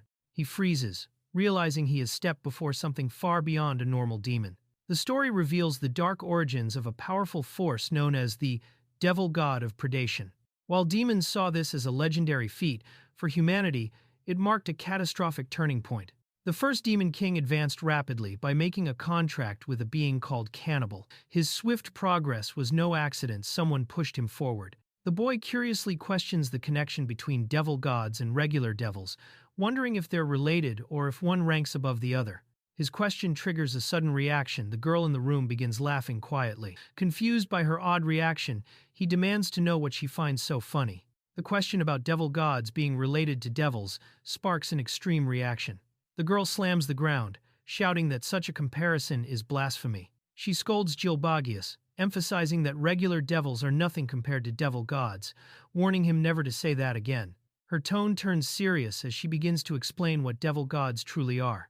Gilbagius is shocked to learn that the girl before him is a devil god, specifically Antendixis, the devil god of taboo. These beings are terrifying entities tied to a single concept, far beyond the power of ordinary devils. With countless devils under their rule, they stand at the top, governing the demon world as one of its pillars. Gilbagius realizes the danger he's in. Antendixis saw through all his thoughts instantly. Her presence alone is overwhelming, and her cunning and malice surpass anything a normal devil could match. As she approaches him with a sly expression, she teasingly wonders what to do with him next. Gilbagius, once a hero of humanity, now lives as a demon prince with a new identity, driven by revenge. But his secret risks exposure. Antendixis grins, threatening to reveal his true identity to the demons, knowing the chaos it would bring. He panics, realizing she holds all the power. Desperate, he begs her not to, while his mind scrambles for a way out. Gilbagius questions why a devil god like Antendixis, a ruler of the demon world, would act submissively toward demons. She explains it's because of a pact made by Cannibal that requires cooperation, but her calm tone snaps. Despite the agreement, she makes it clear, obedience isn't something she'll ever accept. Gilbagius reminds her that demons were the ones who begged for the devil god's strength, not the other way around. Antendixis replies, they're just honoring an old agreement, nothing more. Still, she admits that the demon world has become far more active thanks to the power flowing into it. As a ruler, she sees it as her duty to keep her territory thriving. Gilbagius quickly notices that Antendixis isn't driven by loyalty or duty, she's simply bored. Her restless energy and erratic behavior make it clear. Realizing this, he starts plotting. If he can offer her something more entertaining than exposing his secret, he might survive this encounter. Antendixis notes that despite the power surrounding them, the palace is decaying, proof that something vital is missing. She mocks the idea of forming a contract out of self-defense, calling it dull. When asked what kind of contractor would suit her, she answers bluntly, someone who breaks taboos, real, absolute ones, not watered-down rules. With unwavering eyes and a sharp voice, Gilbagius declares himself the perfect match. If breaking taboos is the requirement, then no one fits the role better than him. Gilbagius reflects on his identity, once a hero who fought to protect humanity from the Dark Clan. But now, to survive and maintain his role as Demon Prince, he accepts a grim truth. He must turn his back on the innocent, knowing full well the weight of that betrayal. Gilbagius walks forward with grim resolve, fully embracing the path ahead. To achieve his goal, he's willing to use others as tools, even those he once swore to protect. The taboo he once upheld will be shattered. He's known deep down this choice was coming. Now, it's time to act on it. Gilbagius acknowledges his role as the Demon Prince, one who should uphold the Demon King's legacy and serve the kingdom. But despite that duty, he silently vows to bring destruction. His path won't be one of loyalty or order, but of upheaval. Gilbagius walks forward, fully embracing his role as the kingdom's traitor. He declares he will destroy everything tied to this body, siblings, subordinates, even parents, tearing down the very foundations of loyalty and blood. Born as a prince, yet choosing ruin, he sees this as the ultimate taboo. And only now, as the words leave his mouth, does he realize how deep his conviction has become. Gilbagius confesses he's grown attached to those around him, the Night Elves, Beastmen, even Sophia and Platifa. Yet, despite those feelings, he's resolved to drag them all into hell. His path demands it. Whether as a hero or demon prince, he'll use his hands to shatter every taboo, no matter the cost. Gilbagius faces Antendixis directly and claims that no one else is more suited to be her contractor. After a brief silence, she calmly accepts it. Few could match him, and she admits he fits the role perfectly. Despite being acknowledged as a worthy contractor, Gilbagius learns that it's still not enough to win over a devil god like Antendixis. She demands a price that matches the weight of such a contract. There are only two ways to form one, by surrendering his magic power or offering something of equal value to the devil itself. Antendixis rejects typical offerings. She wants something bold, something truly captivating. Gilbagius doesn't flinch. Instead of magic or his soul, he offers something greater. He vows to destroy the dark portal itself, a declaration heavy enough to match the expectations of a devil god. Gilbagius boldly proposes cooperation, claiming he'll destroy the dark portal to weaken the demon race and collapse the kingdom. Though he admits he doesn't know how or when, his intent is clear. Antendixis is caught off guard at first, but quickly scoffs, calling his claim nonsense. Gilbagius paints a vivid picture for Antendixis devils wandering aimlessly, crying in defeat, their world in ruins. As one of its rulers, she'd be breaking an agreement, dragging her own status through the mud. But in return, he offers her something irresistible, the perfect chance to shatter a massive taboo, handed to her on a silver platter. Antendixis snaps, overwhelmed by the weight of Gilbagius' proposal. Destroy the dark portal? Break the pact with the demons? Make baby devils suffer? The devil world's entire future rides on that portal. If she helps him, her reputation and dignity will be crushed. She gasps for breath, caught between outrage and temptation. After the intense exchange, Gilbagius silently walks away, retracing his steps with a calm but sharp glare. Whatever Antendixis did or said next, it left him with one dry, brutal judgment. He mutters a single word with a deadpan face. Pervert. Antendixis, flustered and twitching, finally accepts. She acknowledges Gilbagius's boldness and determination, granting him the contract. She also promises to keep his identity secret for now, since his death before payment would be inconvenient. As she laughs to herself, Gilbagius lets out a tired breath, thinking he somehow pulled it off. Antendixis points out how strange it is that Gilbagius, despite being reborn with a damaged soul, still holds strong hatred for demons. She questions how much of his past life he truly remembers. Though he insists he remembers everything, she challenges him, asking for names, places, and people. Faced with the specifics, he hesitates, revealing cracks in his certainty. Pressed for details, Gilbagius tries to recall the names of people from his past life. One name surfaces clear, but beyond that, the memories blur. Faces appear in his mind, yet their names slip away. He insists he had many mentors, a teacher at the orphanage, the master of the order, and a church instructor. But the deeper he digs, the less certain he becomes. Gilbagius struggles to recall the names buried in his past. Every time he reaches for a memory, it slips away like something is eating at it from the inside. He realizes it's not just forgetfulness, his very soul is damaged. Antendixis confirms it.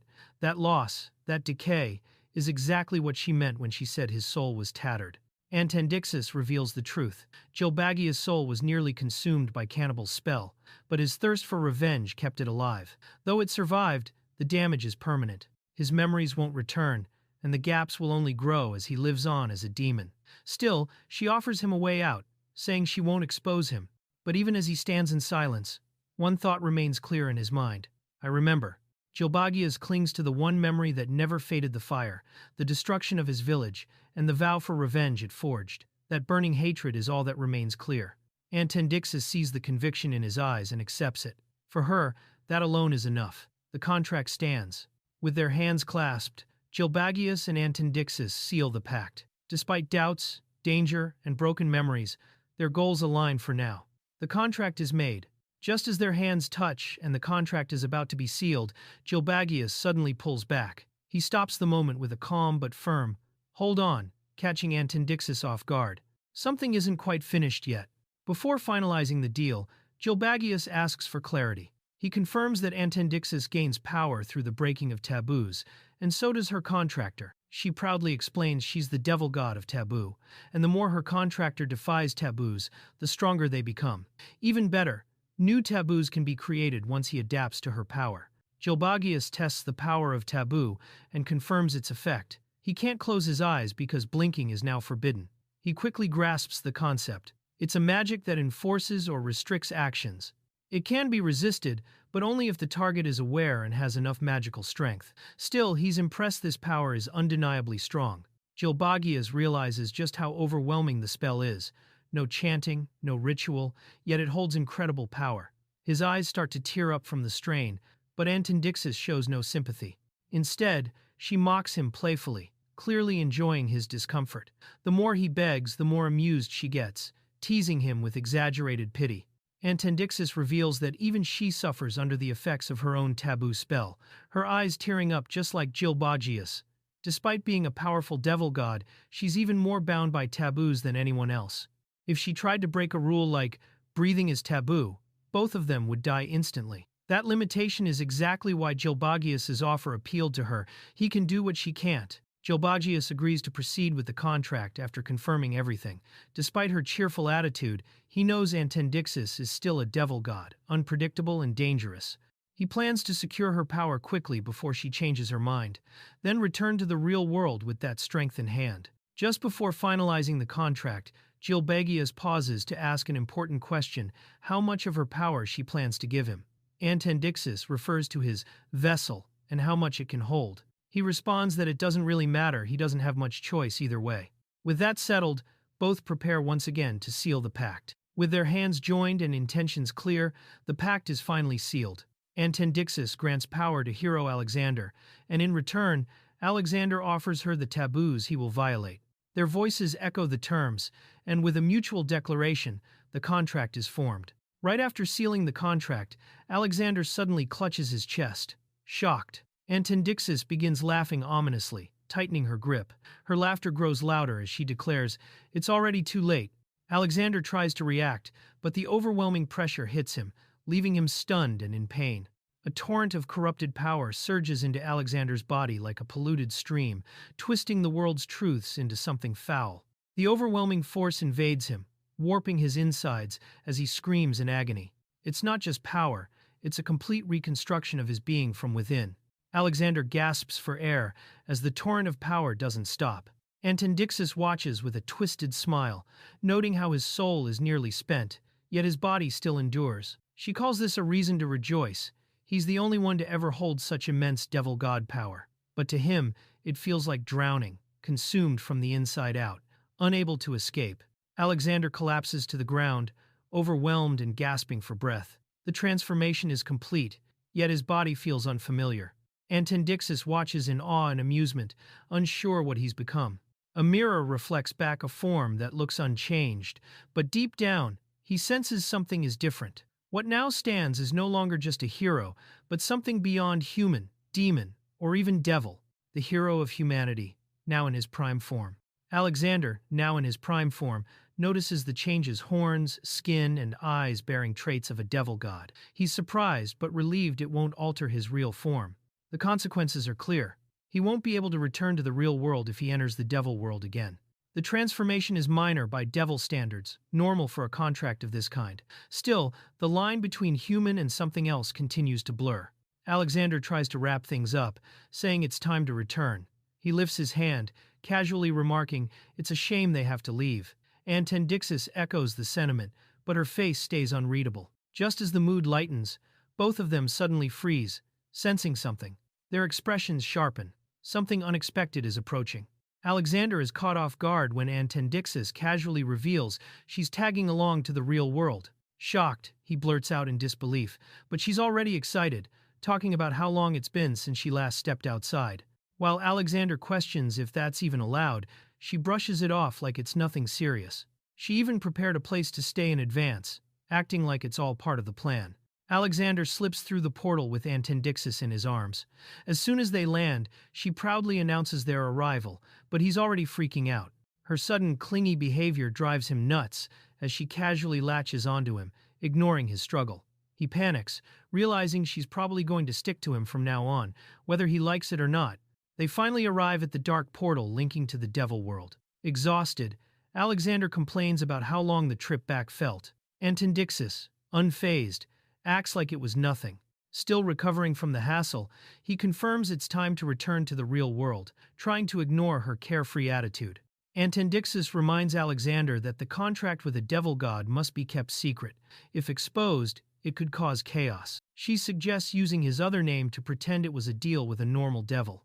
As long as he avoids using Alexander when invoking the contract, its true nature stays hidden and its effect stays weakened. Gilbagius quickly plays along with the cover story, saying he made a contract with a lesser devil, Anti, the devil of restriction instead of the devil god of taboo. Antendixis is overwhelmed by the idea of being treated like a low-ranking devil, but clearly doesn't hate it. Gilbagius suddenly feels a surge in strength. His power increases just by mocking the devil god. Antendixis is thrilled, but he quickly tells her to behave around Platfia. As they move forward, she smirks, eager to see him act like a proper demon in front of others. With a final glance back, Antendixis bids farewell to the devil world. The portal closes behind her as they step into the human realm, leaving that world behind, at least for now. They finally return to the human world. The town lies quiet in the distance as they step onto familiar ground. The boy squints at the sun, adjusting to the light and air. After so long, his body feels off, like it's still stuck between realms. Meanwhile, Antendixis seems unfazed, observing the surroundings with calm curiosity. Back in town, they search for Platfia. They find her at a cafe, completely passed out at a table. As they approach, the boy quietly greets her, but she doesn't react. She's totally out, swaying slightly in her seat, still unaware that her son has returned. Platfia suddenly wakes up and stares coldly at the boy, demanding to know who he is. Despite his cheerful greeting, she doesn't recognize him at all, causing him to panic. She interrogates him with a piercing glare, asking for the name of his devil educator as if testing his identity. The tension spikes as she slams her chair back, clearly not convinced.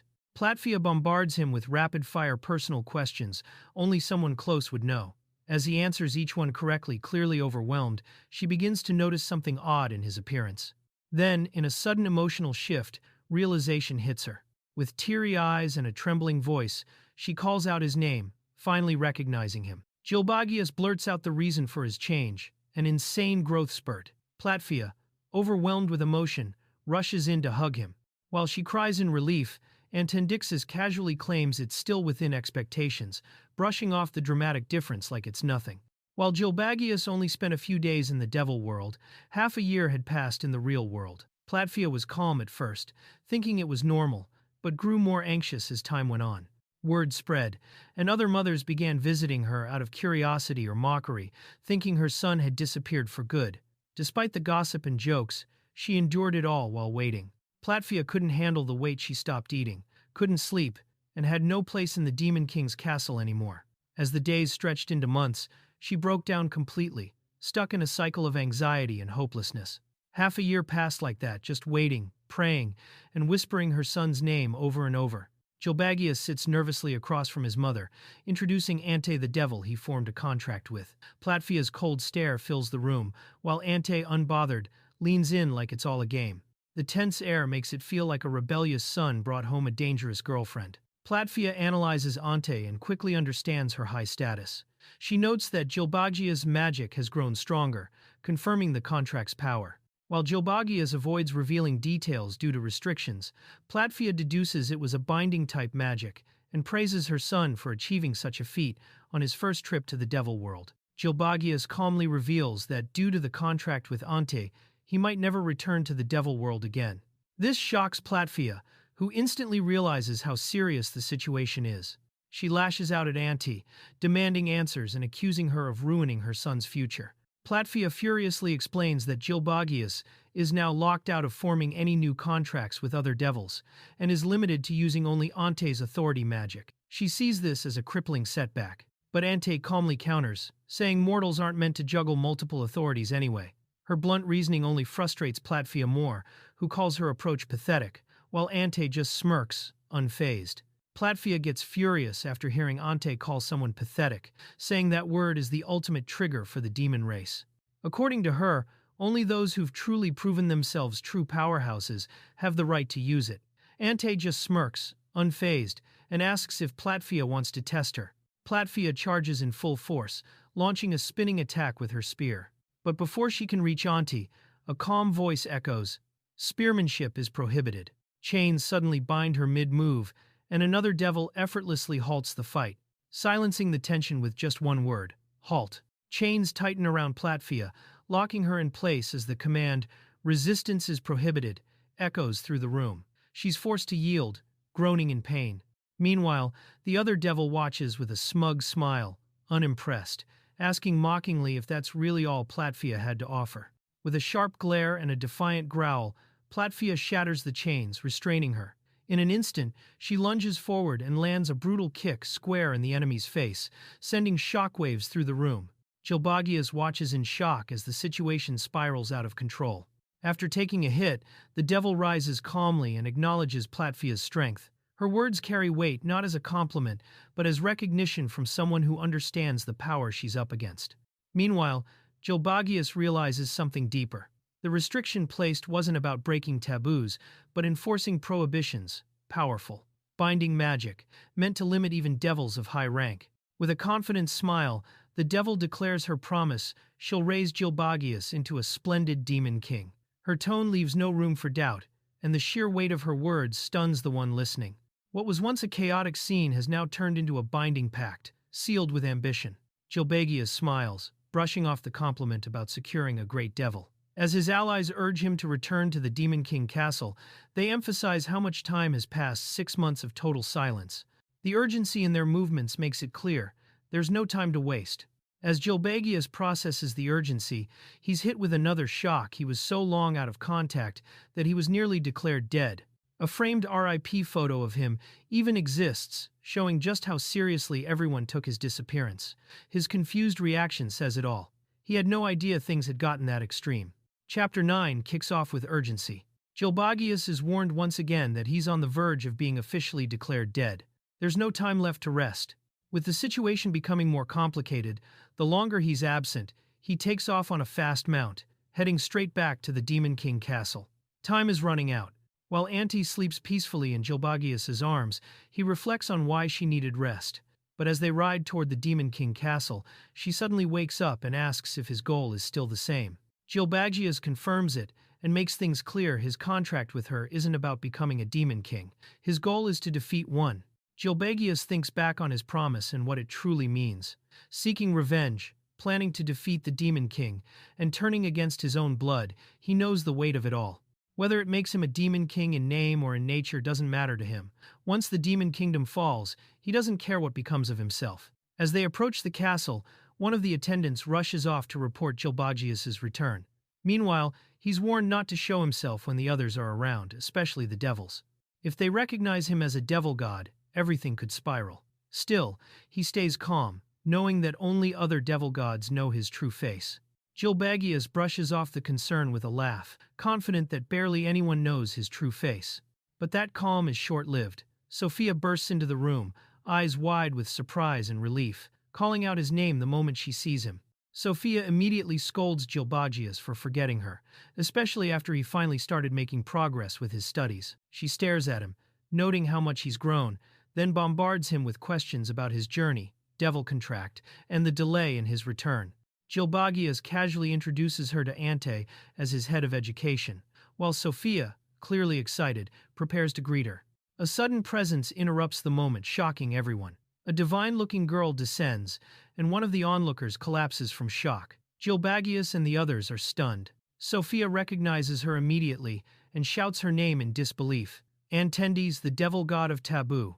Caught off guard, Antendis realizes she's been recognized immediately. Confused, she admits she doesn't even remember the girl.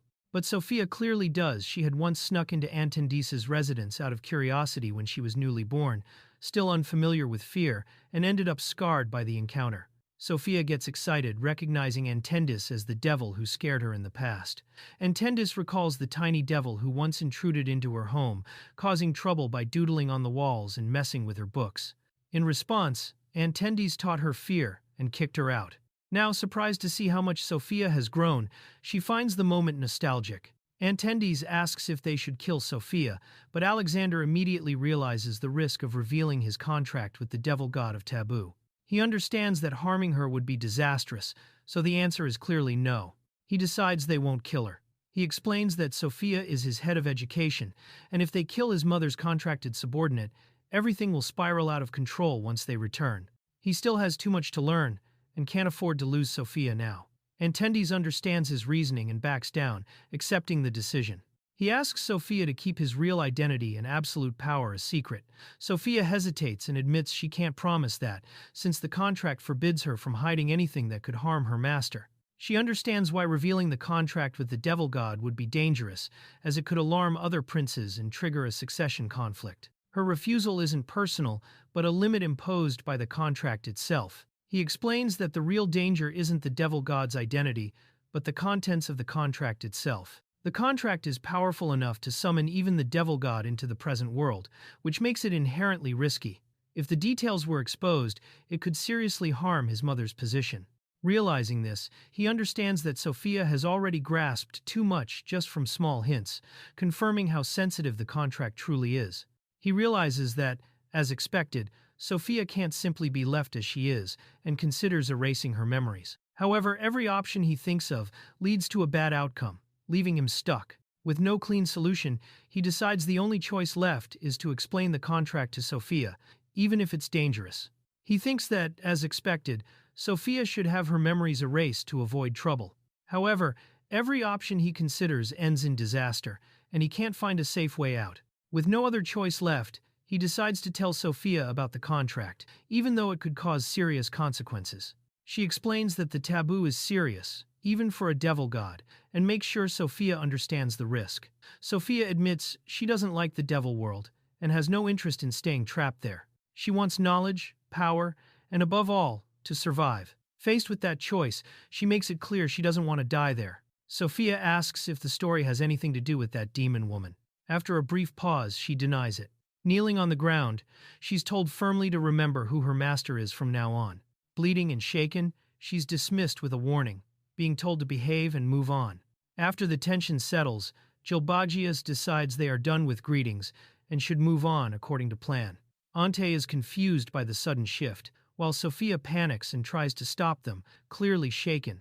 Gilbagius brushes it off, explaining calmly that it's nothing serious, only that the contents of their contract could cause problems for the devil world if revealed. Sophia demands an explanation from Ante, and he admits he got lost along the way, leaving her frustrated and uneasy as they prepare to proceed. Gilbagius explains that destroying the dark portal isn't something Sophia could ever fully understand.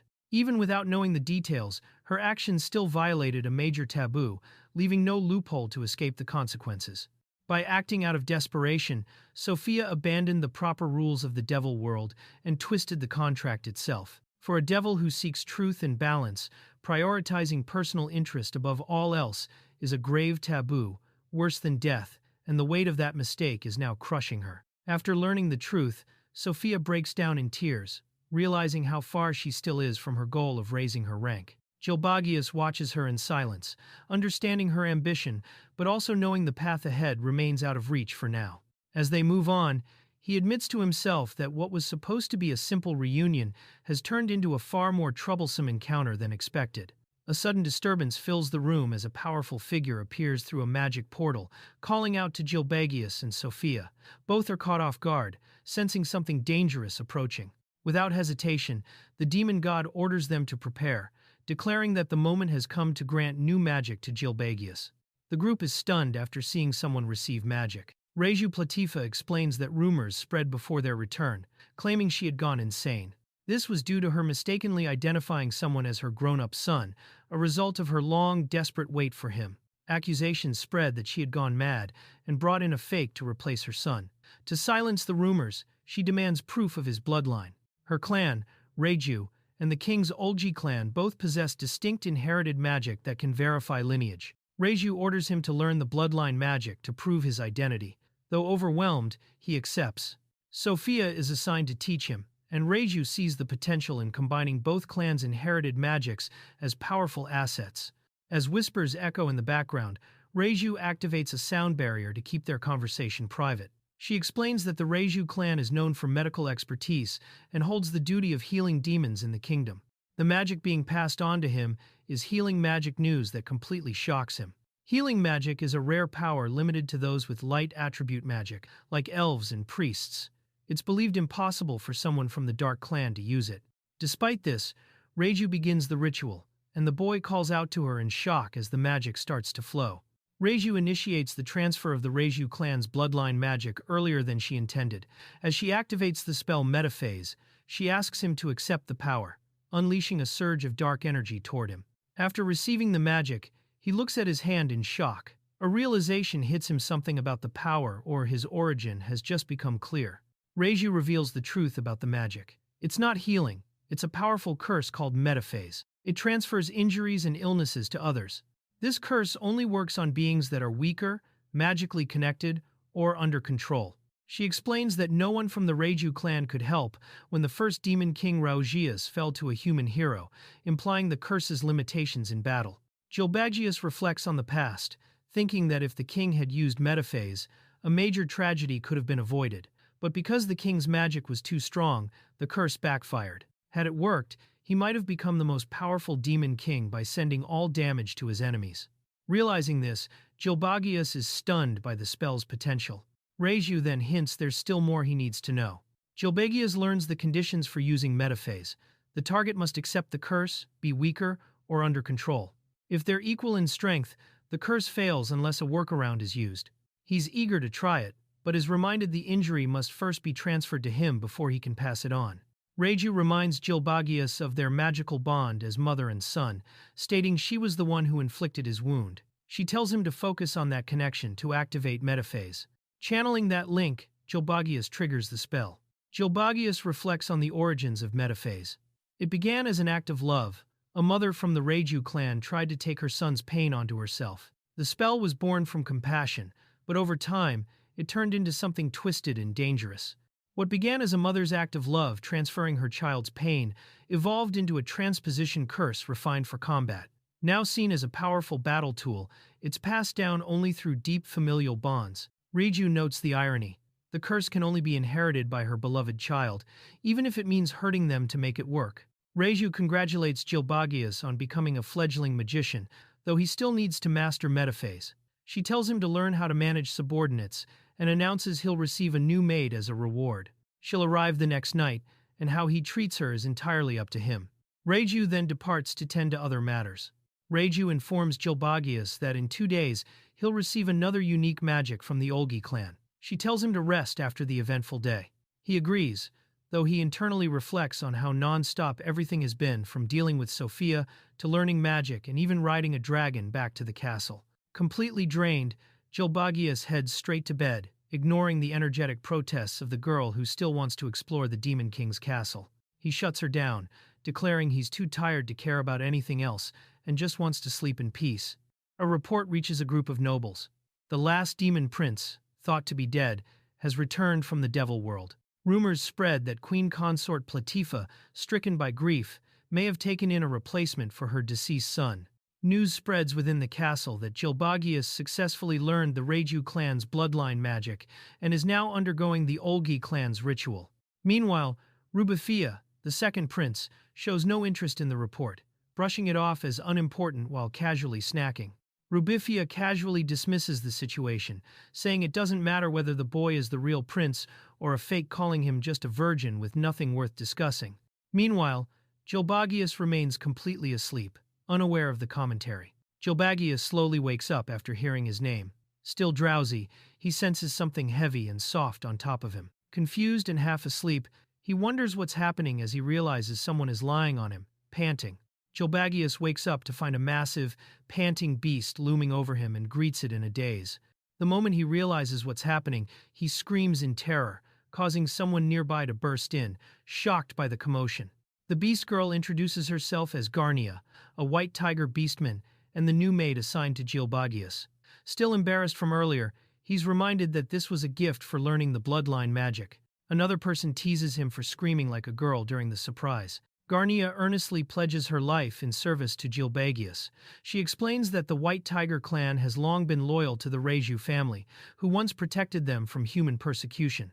Her devotion stems from a deep-rooted gratitude for saving their people from being hunted. Garnia declares she would rather die than betray her master, seeing loyalty as the White Tiger clan's greatest pride and the foundation of their future. Gilbagius listens silently, taking in the weight of her words. Gilbagius realizes the reason behind the Reiju clan's protection of beastmen. Their low magic resistance makes them ideal vessels for metaphase, and their unwavering loyalty ensures obedience. Garnia was gifted to him not just as a maid, but as a potential substitute to take his place if anything goes wrong. Gilbagius greets Garnia properly and assures her he won't treat her poorly. She cheerfully accepts, calling him Master. Meanwhile, someone jokes that they thought she was an assassin sent by his siblings, easing the mood as everyone laughs. Now alone with Sophia, Gilbagius feels the awkwardness between them. She quickly snaps into a strict tone, reminding him to eat before magic studies and not run off again. He sees she hasn't changed at all and responds with a smile, accepting her guidance. As Sophia begins the magic lecture, Gilbagius and Garnia sit together, with Garnia eager to listen too. Sophia explains that the magic Gilbagius learned is bloodline magic, one of many types passed down through clans. Though a bit sick, she continues teaching with determination. Sophia explains that only prominent clans possess bloodline magics like metaphase, which brings Gilbagius relief. Every Reiju clan member can use it, making them incredibly powerful.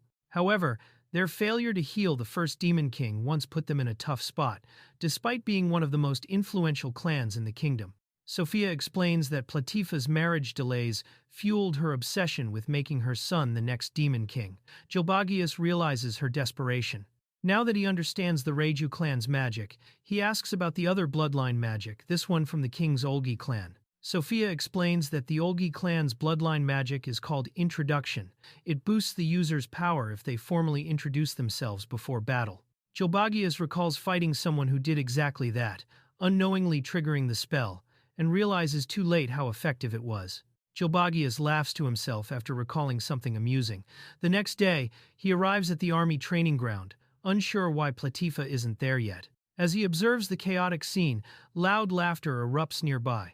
Gilbagius finds Platifa at the training grounds, laughing loudly with an energetic warrior. She introduces him to Gilbagius, who's quickly grabbed and inspected. The man is surprised by the boy's size and strength, joking that it's no wonder people doubted his identity. Platifa introduces Count Owalk, a 280-year-old veteran and former Olgi clan chieftain, who will teach Gilbagius the clan's bloodline magic. Gilbagius greets him respectfully, but is quickly overwhelmed by Owalk's loud, wild energy. Without delay, the old warrior calls for a demonstration. Count Owalk steps forward and roars his name with overwhelming force, causing a shockwave that blasts through the area and stuns everyone around. Owalk releases an overwhelming aura, knocking people back with sheer pressure. Gilbagius struggles to withstand it, surprised it's still hard to endure even with a demon's body. Count Owalg, former chieftain of the Olgi clan, begins his intense demonstration of the clan's bloodline magic. Gilbagius braces himself but struggles to stay on his feet under Owalg's sheer pressure. Despite having the body of a demon, it's clear he's overwhelmed. Owalg's transformation leaves him nearly naked, laughing off his torn clothes. The training begins as he acknowledges Gilbagius' lineage and tells him he must be a warrior too. Count Owalk, former chieftain of the Olgi clan, steps in as a teacher of bloodline magic. Gilbagius introduces himself, clearly overwhelmed by the man's presence. Owalk leaps into the arena, shaking the ground with his power. Even with a demon's body, Gilbagius struggles to stand. Owalk rips through his own clothes from sheer pressure, laughing off the damage. He explains that this magic is for warriors only and expects the same from Gilbagius. Then, out of nowhere, he bluntly asks if Gilbagius is a virgin, prompting an awkward confirmation and the declaration that this will be a day to remember. Gilbagius looks confused by the warrior ritual's meaning, unsure of what's coming. Owalk reminds him that fighting means taking lives, and a warrior must stay strong at all times. To prepare him, they must complete the minimum required part of the ritual, first prompting a tense reaction from Gilbagius as clanking sounds approach. Gilbagius is shocked as a group of chained, emaciated humans are brought in. Owalk tells him they're prisoners, survivors from battles against humans meant for the ritual. Their hardened expressions contrast Gilbagius's stunned face. A blade is handed to Gilbagius. He's told plainly, if he wants to be a warrior, he has to prove it through killing. The line of captured humans stands ahead of him, and the pressure to carry out the ritual builds. A crowd watches as Gilbagius stands silent, blade in hand, surrounded by cheers urging him to kill. The ritual is revealed to be a twisted coming-of-age test. A girl reminds him of his past actions and pushes him to decide kill, like before, or hesitate now. The moment is a test of his will and hunger for power. Gilbagius steps forward and commands the prisoners' chains to be released, catching everyone off guard. He warns them not to interfere, no matter what happens next. The girl watches, confused, as he walks alone toward the chained men, torn between obeying the ritual or choosing mercy. Gilbagius refuses to kill, firmly choosing to protect the humans despite the pressure around him. Even as the crowd fuels hatred, he clings to his identity as a hero and draws a line declaring he won't become like those who hate. Gilbagius, torn between saving lives and his mission, holds back. He knows acting now would ruin his plan, so he endures, hiding his true goal, to destroy the demon kingdom from within. Gilbagius declares his true identity as the demon prince, son of King Golgius. With determination in his eyes, he vows to defy everything his world stands for, ready to shatter the very taboo that holds the kingdom together. The demons eagerly watch the ritual, expecting Gilbagius to kill the prisoners as a rite of passage. All eyes are on him, waiting to see how the prince will carry out the execution. One of the prisoners questions if the Dark Clan member's words could be true, but another quickly shuts him down, calling it a lie. The tension rises as they're told their opponent is none other than the Demon King's seventh son. The prisoners are told they can earn their freedom if they win, catching them off guard. Though suspicious of the offer, they realize they have no better option and decide to fight, knowing their only chance lies in betting everything on this battle. Despite knowing the odds are terrible, the prisoners hold on to the slim hope of victory. They size up the prince, noting his young age and inexperience. Confident in their own battle-hardened pasts, they convince themselves they have the upper hand. The prisoners rally together, fired up by the prince's unexpected encouragement. He orders them to cooperate and promises they'll all return alive. As they prepare for battle, he quietly reaffirms who he is, Gilbagius, son of Demon King Golgius. As Gilbagius declares his identity once again, an overwhelming pressure fills the air. The prisoners brace themselves, visibly shaken. One starts trembling uncontrollably, but their leader quickly commands them into a defensive formation, urging everyone not to panic. The prisoners charge with fury, shouting prayers and curses against Gilbagius and the Dark Clan. Driven by fear and desperation, they call on divine protection and purification as they rush to strike down the demon prince. Gilbagius watches calmly, unfazed. Gilbagius stands over the corpses, calmly finishing off the last man. Blood pools around him. The survivor watches in shock, frozen by the brutal scene. Realization hits. This kid isn't just strong, he's experienced. Killing is nothing new to him. The man stares at Gilbagius, shaken. He can't believe someone so young, still just a kid, could be this dangerous. The thought of what he might become if left unchecked terrifies him. He imagines the war, how many lives would be lost if this demon prince continues to grow stronger. Trembling, the man stares at Gilbagius, haunted by the thought of letting such a monster live. His fear shifts into desperation. He convinces himself that killing the boy, even if wrong, is necessary. With a furious scream, he charges in, aiming to end it all in one strike. As the man lunges in, fueled by rage and grief, Gilbagius calmly counters, slicing straight through his arm with terrifying precision. Coldly, he labels him nothing more than fodder, another tool in his rise. The man makes a final desperate move, shouting his hatred as he charges.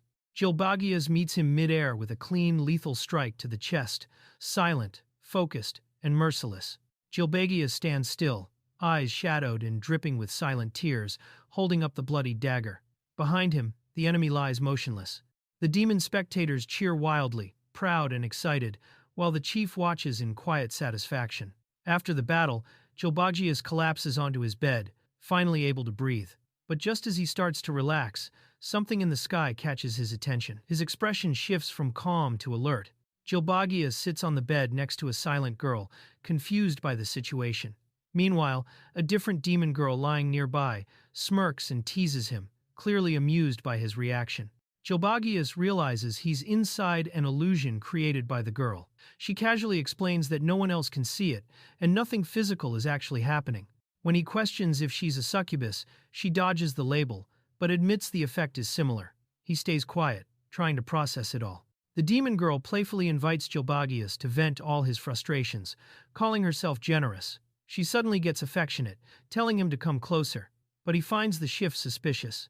As he hesitates, she softly admits she just doesn't want him to end up heartbroken. Gilbagius explains the root of taboo, guilt. As the demon girl floats in a surreal space of chains, she reflects on how doubt, pain, and hesitation eventually push someone over the edge. That moment of helplessness when they break the limit is what defines a taboo. Gilbagius challenges the devil god's actions, questioning the point of taboo and suffering. She explains that hesitation and guilt lead people to cross lines they shouldn't, defining taboo itself. He responds that if someone can act without guilt, it's no longer taboo. But as long as humans seek power, they'll keep suffering. She warns that while power is needed, if he breaks from within, their contract won't work. His resolve stays strong, but she reminds him the human heart is fragile, and if it does, their contract will become useless. Back in the real world, Gilbagius's power begins to grow. His allies are shocked and impressed, noticing a sudden spike in his magic after he released the prey's chains. Gilbagius had absorbed some of her power, relieving the demon girl. His sudden power-up surprised the others, who praised him for the unexpected outcome. His magic surged rapidly, shocking everyone, especially after he released the chains holding his opponent. He revealed that before the ritual, he had placed a restriction on himself to handle only 5 enemies at once. This restraint greatly boosted his efficiency and power after the release. The dismantling was completed swiftly, and it became clear that Gilbagius's strength had now surpassed that of a regular demon warrior. Gilbagius is congratulated for handling the task efficiently, but others comment on the corpses left behind. The orc insists the thigh bone is useful and offers the remains as loot, while laughing about keeping trophies. Another remarks that liches use the rest of the body as catalysts in their rituals. Gilbagius requests the skull as his reward. The orc laughs and promises to have it processed and delivered. Meanwhile, the demon girl assures herself that her soul won't break from something like this. Despite the torment, he grins and promises to last and keep the devil god entertained. The girl notices he's crying blood, yet still clinging on, and quietly admires his resilience. The girl cradles him gently, calling him her final contractor. She admits she's become too powerful and can no longer break taboos alone. Meanwhile, her real body keeps growing within the palace, as new taboos are broken across the world. The girl admits he's the last person who truly mattered to her, saving her from fading into a mere concept. Even with all her power, she can't take away his pain. Holding him close, she begins to say something once everything ends, but stops short. She gently kisses his forehead, asking him to let his soul rest for now, at least for a while, after everything he's endured. Gilbagius is officially granted the rank of esquire. The maid, smiling, tells him the long-awaited moment has come. He'll finally meet those he's always dreamed of. Gilbagius is informed that the date of audience with the king and with his powerful siblings has been set. In 7 days he must head to the palace. As they climb the grand stairs, she warns him not to get any strange ideas. He sighs, already used to her repeating that. At last, the long-awaited day to enter the palace has arrived. Gilbagius is officially invited to dine with the Demon King and his siblings, his first step into the throne room and royal circle. Despite the formality and recognition, he's uneasy, knowing he's about to reunite with the very king who once killed him. She warns him that any wrong move at the palace could mean total soul erasure, not just for him but potentially for the other heirs too. With the next Demon King's rise imminent, there's no room for mistakes. His emotions can't get in the way. The gates creak open as they step onto the palace grounds. Towering above them is the Demon King Castle's palace, imposing and silent. Gilbagius moves forward with resolve, fully aware of what's at stake. Gilbagius advances with determination, weapon in hand. Every step he takes, he carries the weight of 5 lives. He reminds himself he's not alone. Gilbagius is formally invited to a royal meal with the Demon King and other heirs. He's anxious, knowing it's not just a family dinner, but a confrontation with the one who once killed him. A warning from an ally reminds him of the risks making a wrong move could cost him his soul. As he arrives at the palace, he steels himself, aware he's carrying the hopes of others. Entering alongside Lady Platifia, he's greeted by the announcement of his presence. The encounter with his nemesis is about to begin. Gilbagius enters the throne room alongside Lady Platifia. The atmosphere turns tense as they face their nemesis. A swirl of magical energy fills the chamber. Something powerful is about to unfold. Gilbagius stands before Golgius, the second Demon King, his father. The king acknowledges his growth after a long time apart. Gilbagius greets him calmly, but the weight of the moment is heavy. Gilbagius comes face to face with Golgius, the second Demon King, and his father. The tension spikes as Gilbagius struggles against the overwhelming magic power before him, questioning how many more taboos he must break to stand a chance. Golgius invites Gilbagius to eat, noting the timing works out. Gilbagius hesitates briefly, then agrees. Lady Platifia tells him to enjoy the meal with his father before walking away. Gilbagius realizes too late that all of the Demon King's consorts are present. He had been too focused on Golgius to notice, and now they're all gathered, watching him. Hidden behind the wall, he peeks nervously. Gilbagius stumbles as he comes face to face with the consorts. Caught off guard, panic rises. Golgius asks if he's feeling uneasy without his mother. Embarrassed, Gilbagius mentally curses himself and tries to pull it together, urging himself to focus. Gilbagius walks beside his father, overthinking how to act after 5 years apart. Trying to keep calm, he brings up the mothers left behind. Golgius takes a moment, then says that even for a Demon King, that place is terrifying, one he'd rather avoid entirely. Gilbagius forces a nervous laugh, struggling to understand how to act around his father. Golgius chuckles, saying that's why they left early. As they walk, Golgius confirms it's Gilbagius' first time meeting his siblings. Gilbagius quietly replies yes, while Golgius reflects on his own experience being summoned to the palace back then. Gilbagius listens as Golgius begins recounting his past. He reveals he was the second son of the previous Demon King, while the eldest, though proud of his status, was useless, living corruptly. That brother assumed he'd inherit the throne simply because of birth order. Golgius coldly admits he killed his older brother for being unworthy of the throne. His sister, despite her ambition, focused more on vanity than strength, so he killed her too. Neither of them survived beyond 2 rounds of his attacks.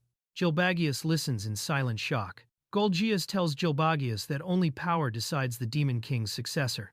If he believes his older siblings are unworthy, he must act without hesitation. It's not about family conflict, but survival and rule. Gilbagius accepts the message with a serious look, acknowledging his father's harsh truth. Gilbagius enters the dining room alongside Golgius. Inside, some siblings are already seated at the table, eating quietly. Golgius advises him to take it easy, saying the earlier talk was just in case. As they step in, one of the siblings greets them with a sly smile, noting his arrival. Gilbagius is met by 2 of his siblings at the dining table. Rubifia, the pyroclastic flow, mocks his appearance with a smirk, calling him cheeky. Iogias, the ice prison, shows impatience, saying he's tired of waiting. Both radiate strong, opposing auras, one fiery, the other cold.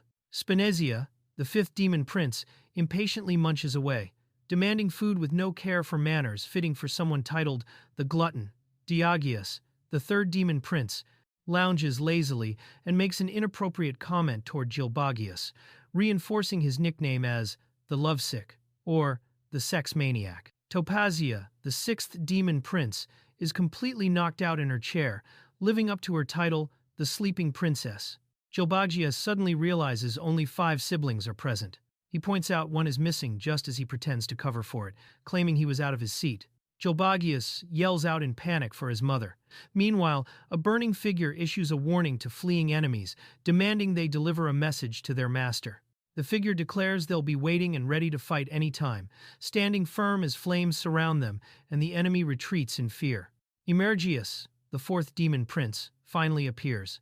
His demeanor is scattered and unpredictable, one moment confused, the next laughing maniacally. As the embodiment of envy, his unstable presence completes the lineup, confirming he was the missing sibling at the gathering. Alexander is overwhelmed with guilt and fear as Emergius aggressively blames him. The tension escalates when Diagius charges at Alexander with rage, blaming him for everything, while another sibling watches from behind in silence. The character furiously declares his hatred for the Demon King and his army, but blames Alexander above all, yelling that it's his fault he ended up like this. Meanwhile, a girl nearby shouts Alexander's name in shock. The boy looks around, tense, while several powerful-looking women glare back at him in silence. The older man closes his eyes, unimpressed, and mutters in frustration. An awkward silence fills the room as the two stand facing each other at the door. Ante grabs his arm and reminds him of his own words, telling him to stay calm and not let the other man get to him. She tells him to endure it for now. He takes a breath, thanks her, and apologizes, trying to hold himself together. Alexander calls out, urging the boy to speak. The boy responds calmly but with sarcasm, saying he was just startled by Alexander's voice. Alexander mocks him, surprised he got scared, while the boy keeps his polite tone. Emergius mocks the boy, patting his head and calling him a good boy, while taunting him about being away from his mother. After that, he stands tall and introduces himself as the Great Emergius, reminding the boy of his position as the seventh. He then turns to check if everyone has already introduced themselves. The boy walks forward with a deadly glare, warning not to mess with him and vowing to kill. His presence dominates the room as the others at the table sit in silence, watching his approach. The demon hierarchy is revealed. Demon King, Golgius Olgi. First demon, Iogius Vernus, Archduke. Second demon, Rubifia Riberal, Archduke. Third demon, Diagius Gigamund, Duke. Fourth demon, Emergius Azanus, Count. Fifth demon, Spinizia Saulo, Viscount. Sixth demon, Topazia Karut, Esquire. Seventh demon, Gilbagius Reju, Esquire. Gilbagius reacts with shock as the full structure is laid out. Gilbagius notices his seat has 2 plates, while the others only have 1. Rubifia, smiling, explains that since it's his first time joining, he should know there are rules at the dining table. The others silently observe, their expressions unreadable. Rubifia and Iogius firmly lay down the rule: no politics during meals. After that, Iogius clears his throat, saying there's something that must be addressed before Gilbagius can sit. He assumes the boy has done his homework, but proceeds to introduce himself anyway. Iogius proudly introduces himself as the Demon King's firstborn and future successor. He demands proper respect in exchange for his own. As Gilbagius is invited to sit, Rubifia stops him, questioning why he needs guidance to do something so simple. Rubifia introduces herself and tests Gilbagius, pointing out that if he truly prepared, he should already know which seat is his. He smirks inwardly, finding the challenge predictable and amusing, and confirms to himself that he already knew. The round table symbolizes the Demon King's succession dispute, split evenly into 2 factions. Gilbagius realizes his presence shifts the balance. Standing up, he declares his stance clearly, choosing to side with Platifia, despite the irony. Gilbagius slams his hands on the table, clenching his fist and throwing his utensils aside. With a piercing glare, he declares everyone at the table his enemy. The tension settles. Rubifia guesses Gilbagius isn't neutral after all. Iogius brushes it off, forgiving him due to his age. The Demon King observes that everyone is now seated, and Gilbagius thinks to himself that his stance is only temporary for now. The Demon King officially begins the dinner party. As he enjoys the meal, he casually compliments the roasted duck and asks if there are any reports to be delivered. With the room in silence, the Demon King ends the gathering by saying a single word: dismissed. As soon as the meeting ends, everyone casually leaves, some saying their goodbyes, others focused on their own matters. One heads off to meet women, another carries someone asleep, and another just wants to eat. Gilbagius is left stunned, confused that it ended so abruptly. Frustrated, Gilbagius recalls all the useless info he picked up. Iogia's bragging, Rubafia's servant hiding a cat, annoying remarks from another sibling. Nothing helpful came from the meeting. Then it hits him, he should focus on finding the Demon King's weakness. Gilbagius asks his father about his next plans, hoping to observe and learn. The Demon King says he has a meeting with the kingdom's executives and initially denies the request. But after thinking it over, he agrees, seeing no issue with letting his son watch political matters. The Demon King tells Gilbagius to wait, saying there's still time before the meeting and he'll send someone to get him. Gilbagius agrees eagerly, thinking to himself that his father values hard-working people. Gilbagius is surprised to see Emergius still around. Emergius mocks him, suggesting he's trying to win favor with their father, and sarcastically asking if it was his mother's idea. Gilbagius stays quiet, but his sharp glare says enough. A servant arrives, informing Gilbagius that the Demon King is waiting. Gilbagius responds sharply, keeping his composure. As he walks off, Emergius watches and mutters that he'll tolerate his defiance for now. Gilbagius glares at Emergius and swears he'll kill him one day along with his parents. Emergius scowls in disgust, cursing the boy's eyes and walking off, leaving the room empty and silent behind them. Gilbagius sighs and collects himself before entering the office. He politely apologizes for the wait. The Demon King calmly welcomes him and instructs him to take a seat, ready to begin.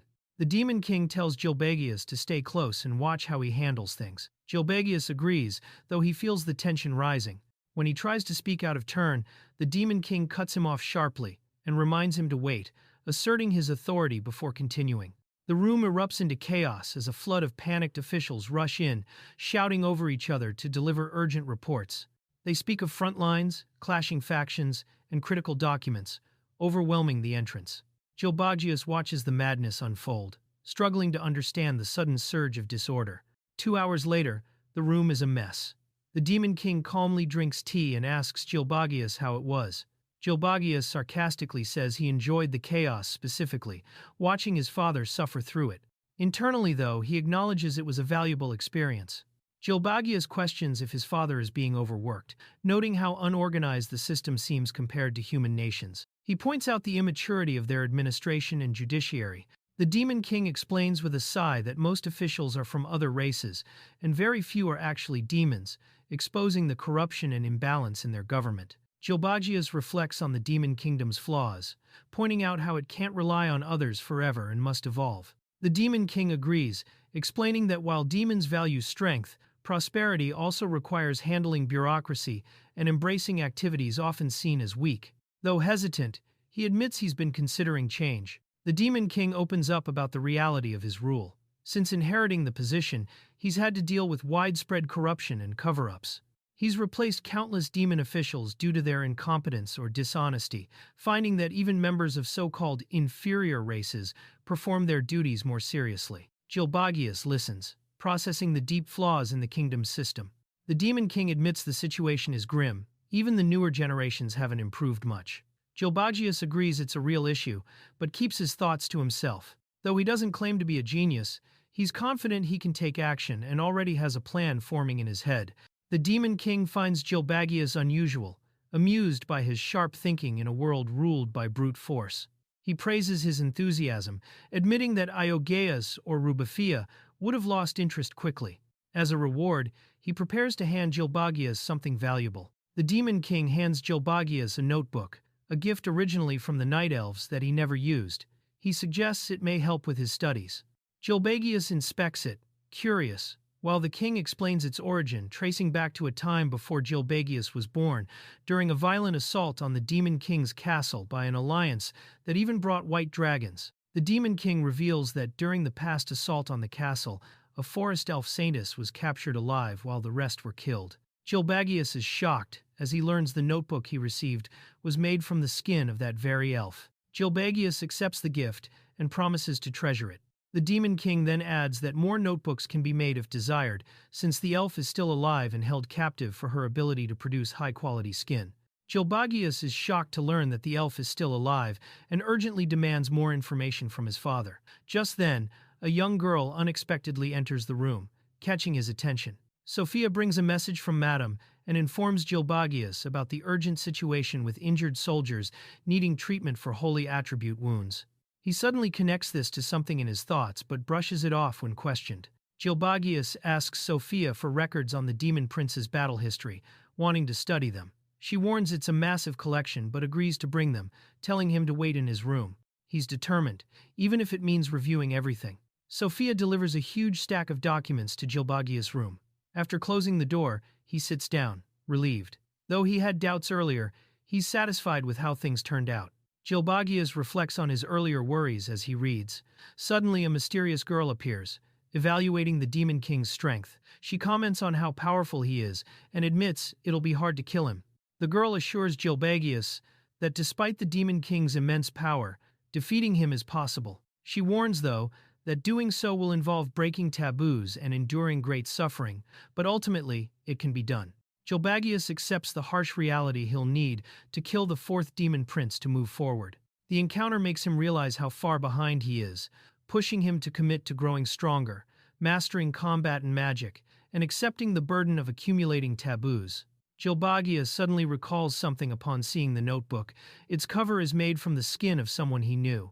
He hides the weight of that realization, deciding he needs to deal with it before explaining anything. Holding the notebook, Gilbagius realizes the skin used to make it came from someone he once knew, Liliana, the high elf saintess. Believing she might still be alive, he's struck with a new purpose: to find and save her.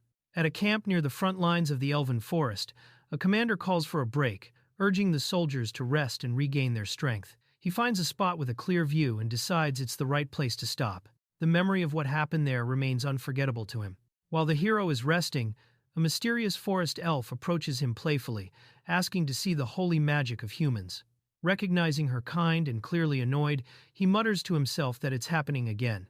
Elves once lived in isolation, avoiding contact with other races throughout their long lives. But the ongoing war with the Demon King's army forced them to change. That closed-off history shifted as they were pulled into the conflict. With growing contact between elves and the human alliance, curious young elves started sneaking out of their villages. They'd mess with the humans just for fun, stealing food, poking at weapons, and asking odd questions. Exhausted, the hero reluctantly lets one of them touch his glowing magic, just to get some peace. The elf stares in awe at the magic he displays. He tries to wrap things up, asking her to leave.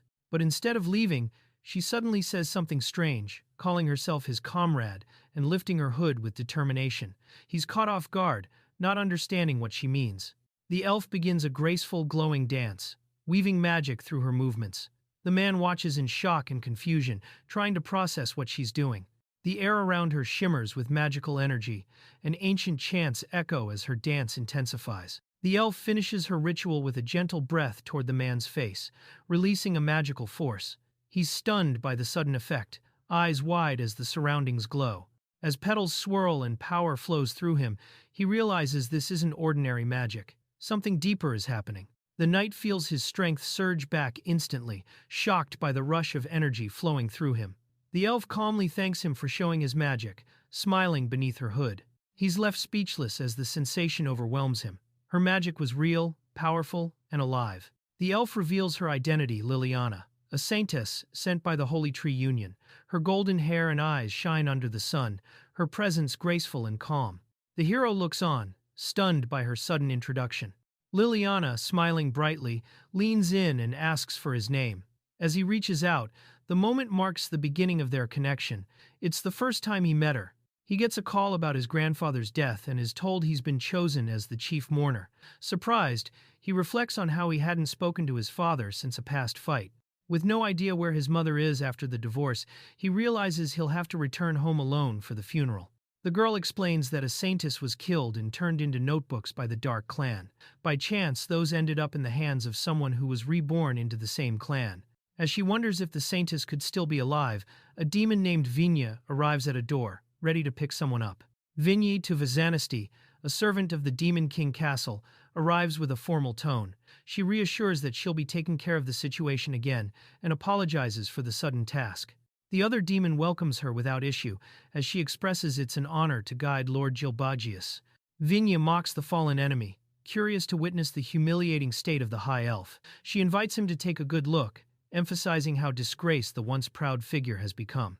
He agrees silently. Gilbagius heads to the northern outskirts of the Demon King Castle, where the Night Elves reside in a sunless zone. He recalls being denied entry before, but now learns Liliana is imprisoned in the underground prison there. As he arrives at the gate, a guard greets him formally. Gilbagius is stunned by the artificial starry sky and the liveliness of the Night Elf city. As he takes it all in, his guide informs him they'll soon meet a man named Shidar. Gilbagius learns that the one managing the prison is a member of his guide's clan. She praises his reliability, clearly pleased with her decision. Her mood quickly shifts as she notices something, twitching with irritation. Meanwhile, she leads Gilbagius through the stone corridors toward the prison. Gilbagius arrives and is immediately greeted by Shidar, who quickly recognizes him by his dignified appearance. Shidar enthusiastically confirms his identity, clearly honored that Gilbagius knows his name.